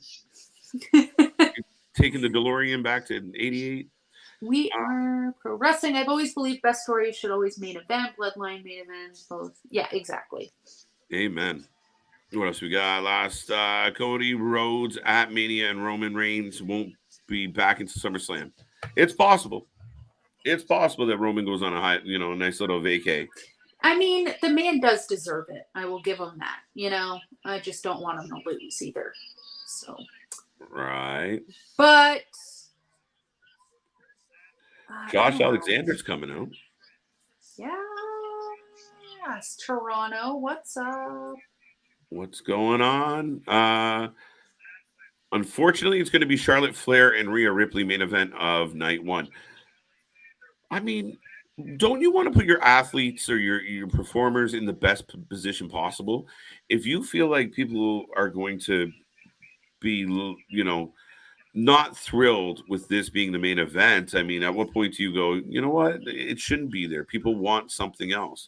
And a lot of people still want Sammy to be in the main event. So, I mean, don't fuck around too much. What is he here for? I'm scared. He's setting up tomorrow, maybe. Joshy Wrestling. Rampage on Saturday night. Yes, it is, Chris. And as of right now, I cannot promise you will see this channel here on Saturday night for an hour of Rampage. I don't think it's going to happen. We got a big week coming up. I think I'll take back that Saturday. But if there's any other cards tomorrow night, we will consider it. See, I'm my own worst enemy. My own worst enemy. So wait, is Josh Alexander versus Macklin tomorrow? No. No, the 6-man tag. Right, yeah, it's okay. Because I was going to say, if he's setting up for that for tomorrow. Isn't it Josh and Macklin at the show you're going to? Yeah, but I thought I got them confused there for a second. Right. I almost got pretty upset. Right. Okay, good. Rampage starts on Saturday Night Special. Yes, but good for them. Oh, because of basketball.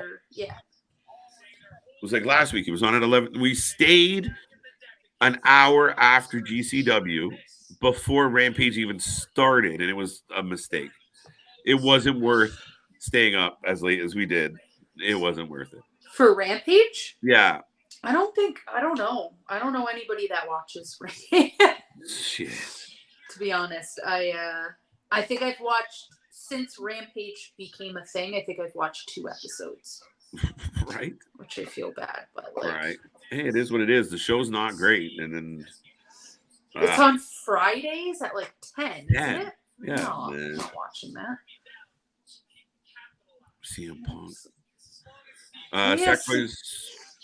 Sacrifice. Do you think we get a screw job like Survivor Series?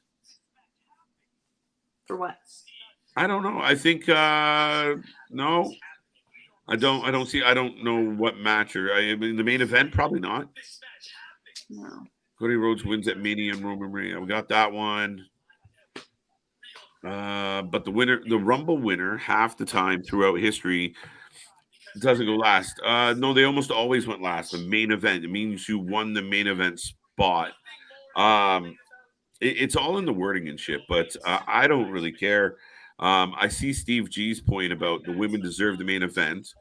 And if they don't get the main event, I think it should just be if you win the Rumble, you get a title shot at WrestleMania, period. Mm-hmm. I'm good with that. And if you don't deserve to be the fucking... Listen, if it was... Oh, wait, lights out. Lights out!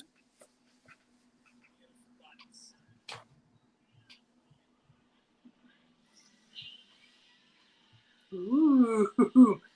I like that entrance, man. He's going to win.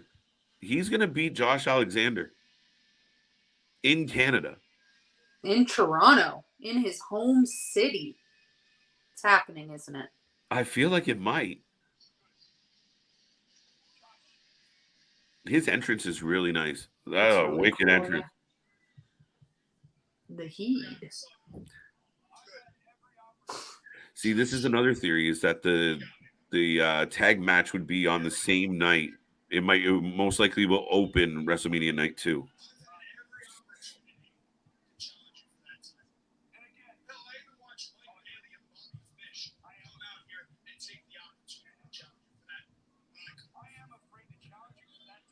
Okay.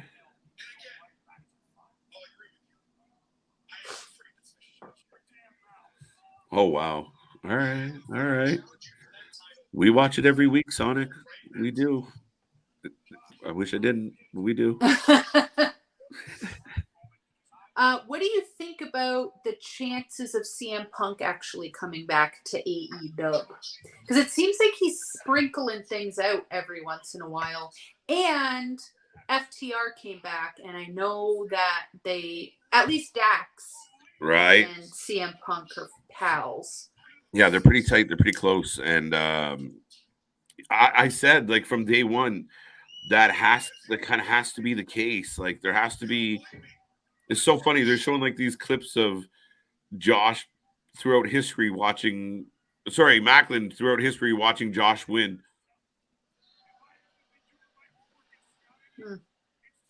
He's been watching him, scouting him. This is really creepy. I get it, but it's the multiple clips is getting creepy. Like, dude, you got a problem. That's what all stalkers call it. Scouting. Scouting in your bushes. Like, what? So creepy. CM Punk just buried Moxley. Hence, I didn't see it, dude. I went from one job to the next, and I did not. What is the comment? Now I got to go find it. What did Punk say about Moxley? Yeah, I want to know. Right. Steve the Stalker Macklin. Yeah, look, it's funny as hell. Stalking more like it. Yeah, a little creepy, bud. Impact, why are you like this? Hey, man, what are you doing to my window? Scouting. I was going to ask you out next week. What? Uncle Creepy. Oh, my God. It did not go the way that you wanted. It's not stalking, it's recon. Oh.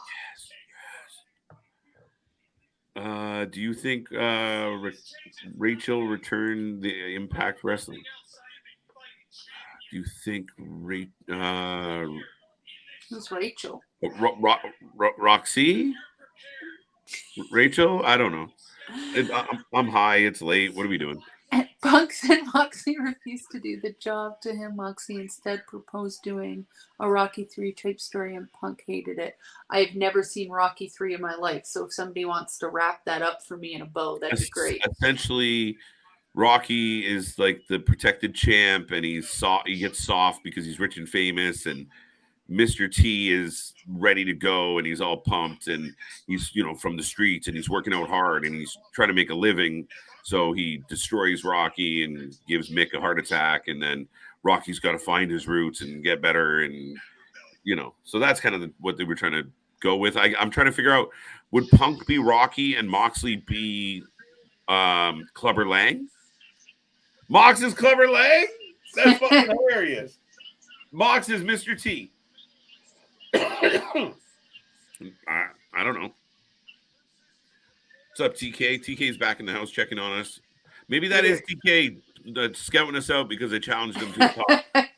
He is scouting us. Right? Just scouting. So Moxley wouldn't do the job for Punk, but then Moxley came back with another idea that he liked, and Punk didn't want to do that.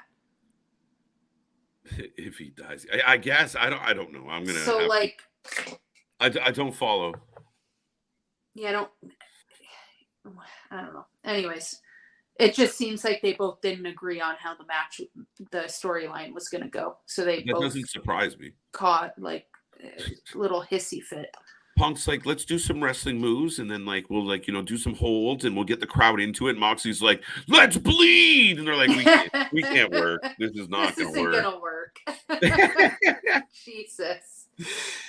Oh, geez. But we will take a rating out of 10. How you feeling on Impact tonight?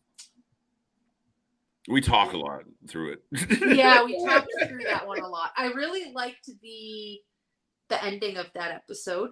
The only things that I didn't really care for Tommy Dreamer was yeah. No, just kidding. I mean, he did good tonight. He played the hapless victim. He did well. He did do that. So yeah. I don't know. It was like a 6.5. Okay. Yeah. The episode right before the pay-per-view is always a little rough, but it was better than last week, that's for sure. It was much better than last week. But I have to deduct points. It would have been a 7, but PCO, I did not see him. Yeah, no, he's getting his neck nut fixed. And but the Dirty Dango and Joe Hendry thing was hilarious. I'm so happy. That was pretty good. Yeah. Actually, it was a pretty solid episode. I'll give it a 6.7. 6.7. I like the rating journeys we go on each week where you kind of it's like you're trying to choose off a menu, and I'll take the points for this, deduct this. Right. I thought overall it was a good show. I really like Joe Hendry and Dirty Dango together. I'm like, they should do more of this. That's funny as shit. Yeah. Yep, 6, 7 out of 10, 8 out of 10. Yeah, I think I think I'm gonna go where you were, 6.5. I'll go 6.5. Yeah. There was a couple wonky parts in it, but the ending really kind of Macklin and Alexander are gonna be outstanding. Oh, it's gonna be so good. And I will be front row. I'm so excited. So excited for that. Okay. I'm just like screaming in your face, and you're like, okay, settle down. You're that excited. Oh, it's gonna be a good one. I mean, absolutely. And I mean, you're the Impact insider for a reason. So, and I'm so excited. You're celebrating, and I got zoned out, like reading the comments. Like, wait, what? I forgot. What's happening? I forgot. Is Impact 3 hours? No, it's like we watch it in like an hour and 40.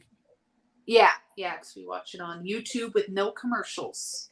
But I think what I'm going to be doing is getting myself the. That's funny as shit.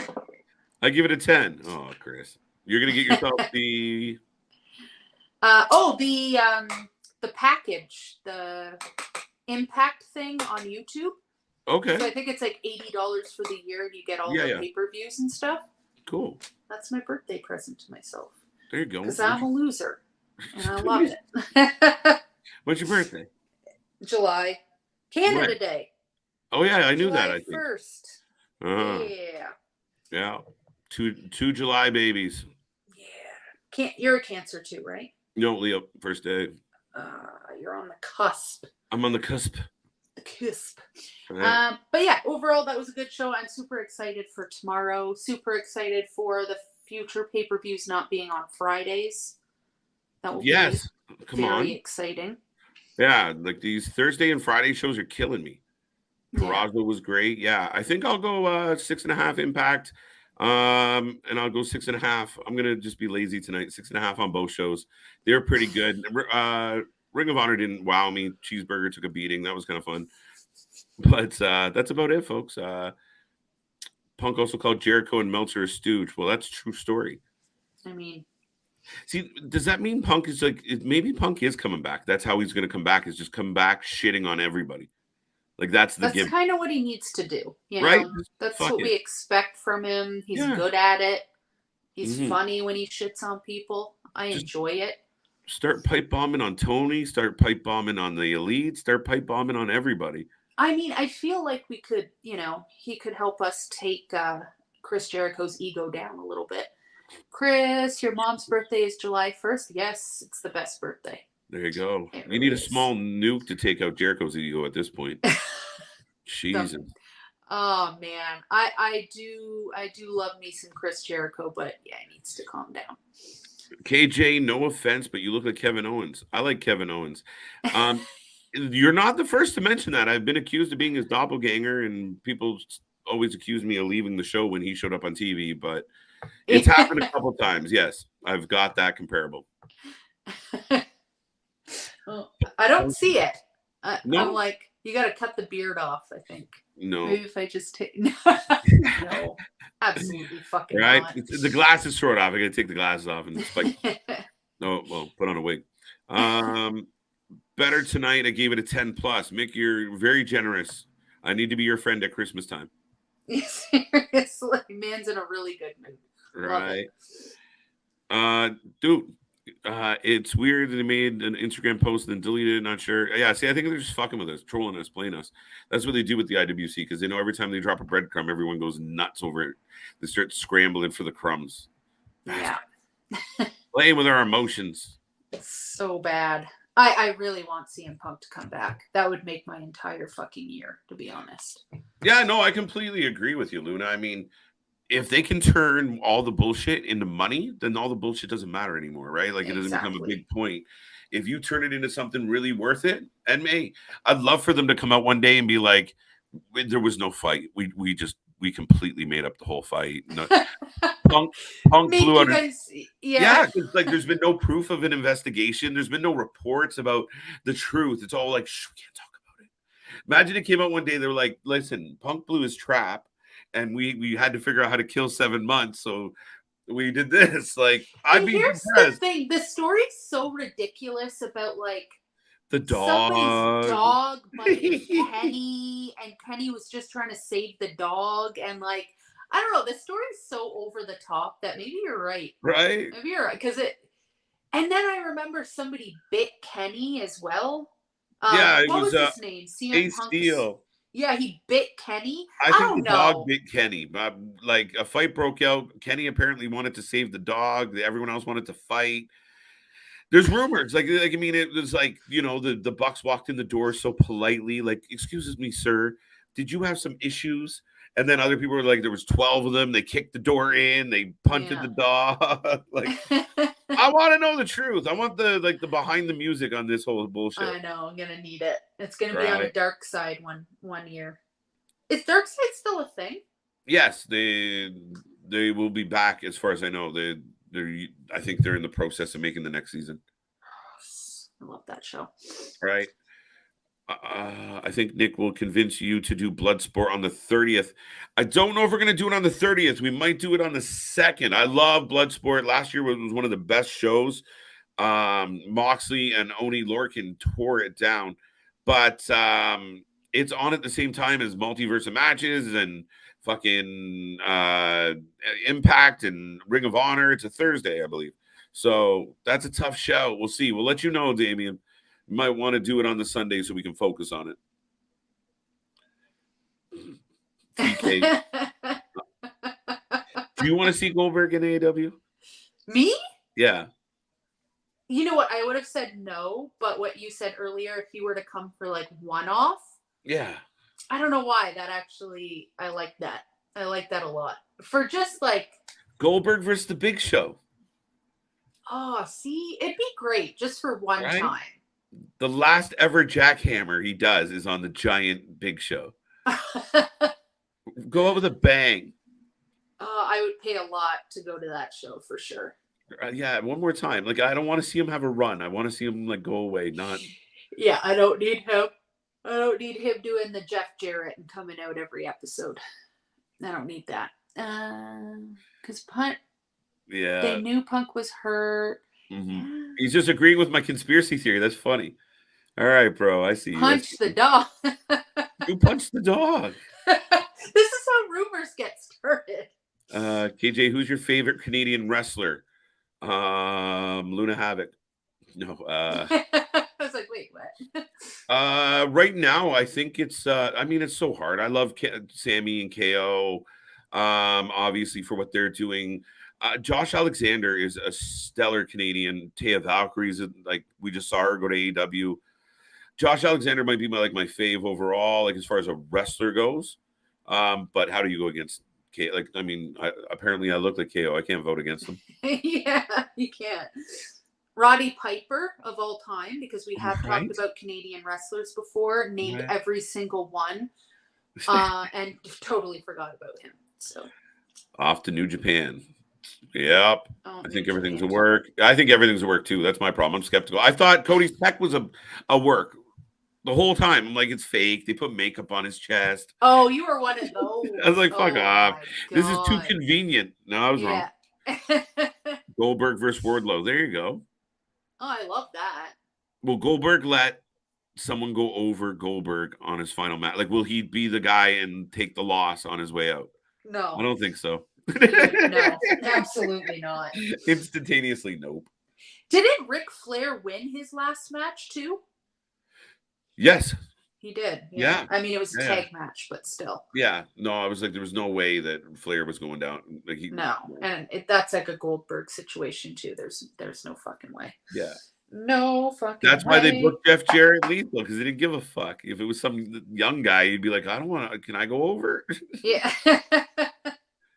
Thank you for the love, Mick. We appreciate everybody tuning in. We appreciate all the love. We appreciate all the attention. Luna, do you want to let the fans know where they can find you? Yes. So I'm on TikTok, Twitter, and Instagram are the things that I use. Luna Havoc. Actually, my Twitter is Havoc Luna for some reason. Fuck that up. And I'm also on YouTube. So if you want to see some of my clips from the GCW show and a picture of me with Masha Slamovich, that's on my YouTube. That's on my YouTube, which is also Luna Havoc. Keep it the same. Easy, keep folks. It consistent. Yeah. That's it. But that is the show tonight, folks. I hope you had a fun time. We just eclipsed 3 hours. Impact was fun. Ring of Honor was fun as well. I like the Ring of Honor booking, so keep it up. Silas and Shane Taylor might have been one of my favorite matches of the night. So I keep forgetting. Yeah, outstanding. But once again, folks, we are back tomorrow. The Dynamic Duo will be here for Friday Night. Slippery finger. We will be here for SmackDown and Impact Sacrifice. And you never know who's going to show up. We're going to have a fun night. So thank you for being here. Don't forget, like, subscribe, check us out on all the social medias. You know what they are. And the links down below for the merch. And go find Jake. He's got the Discord. But beyond that, folks, thank you. And until next time, which will be tomorrow, we'll see you on the flip side. Bye, Luna. Bye.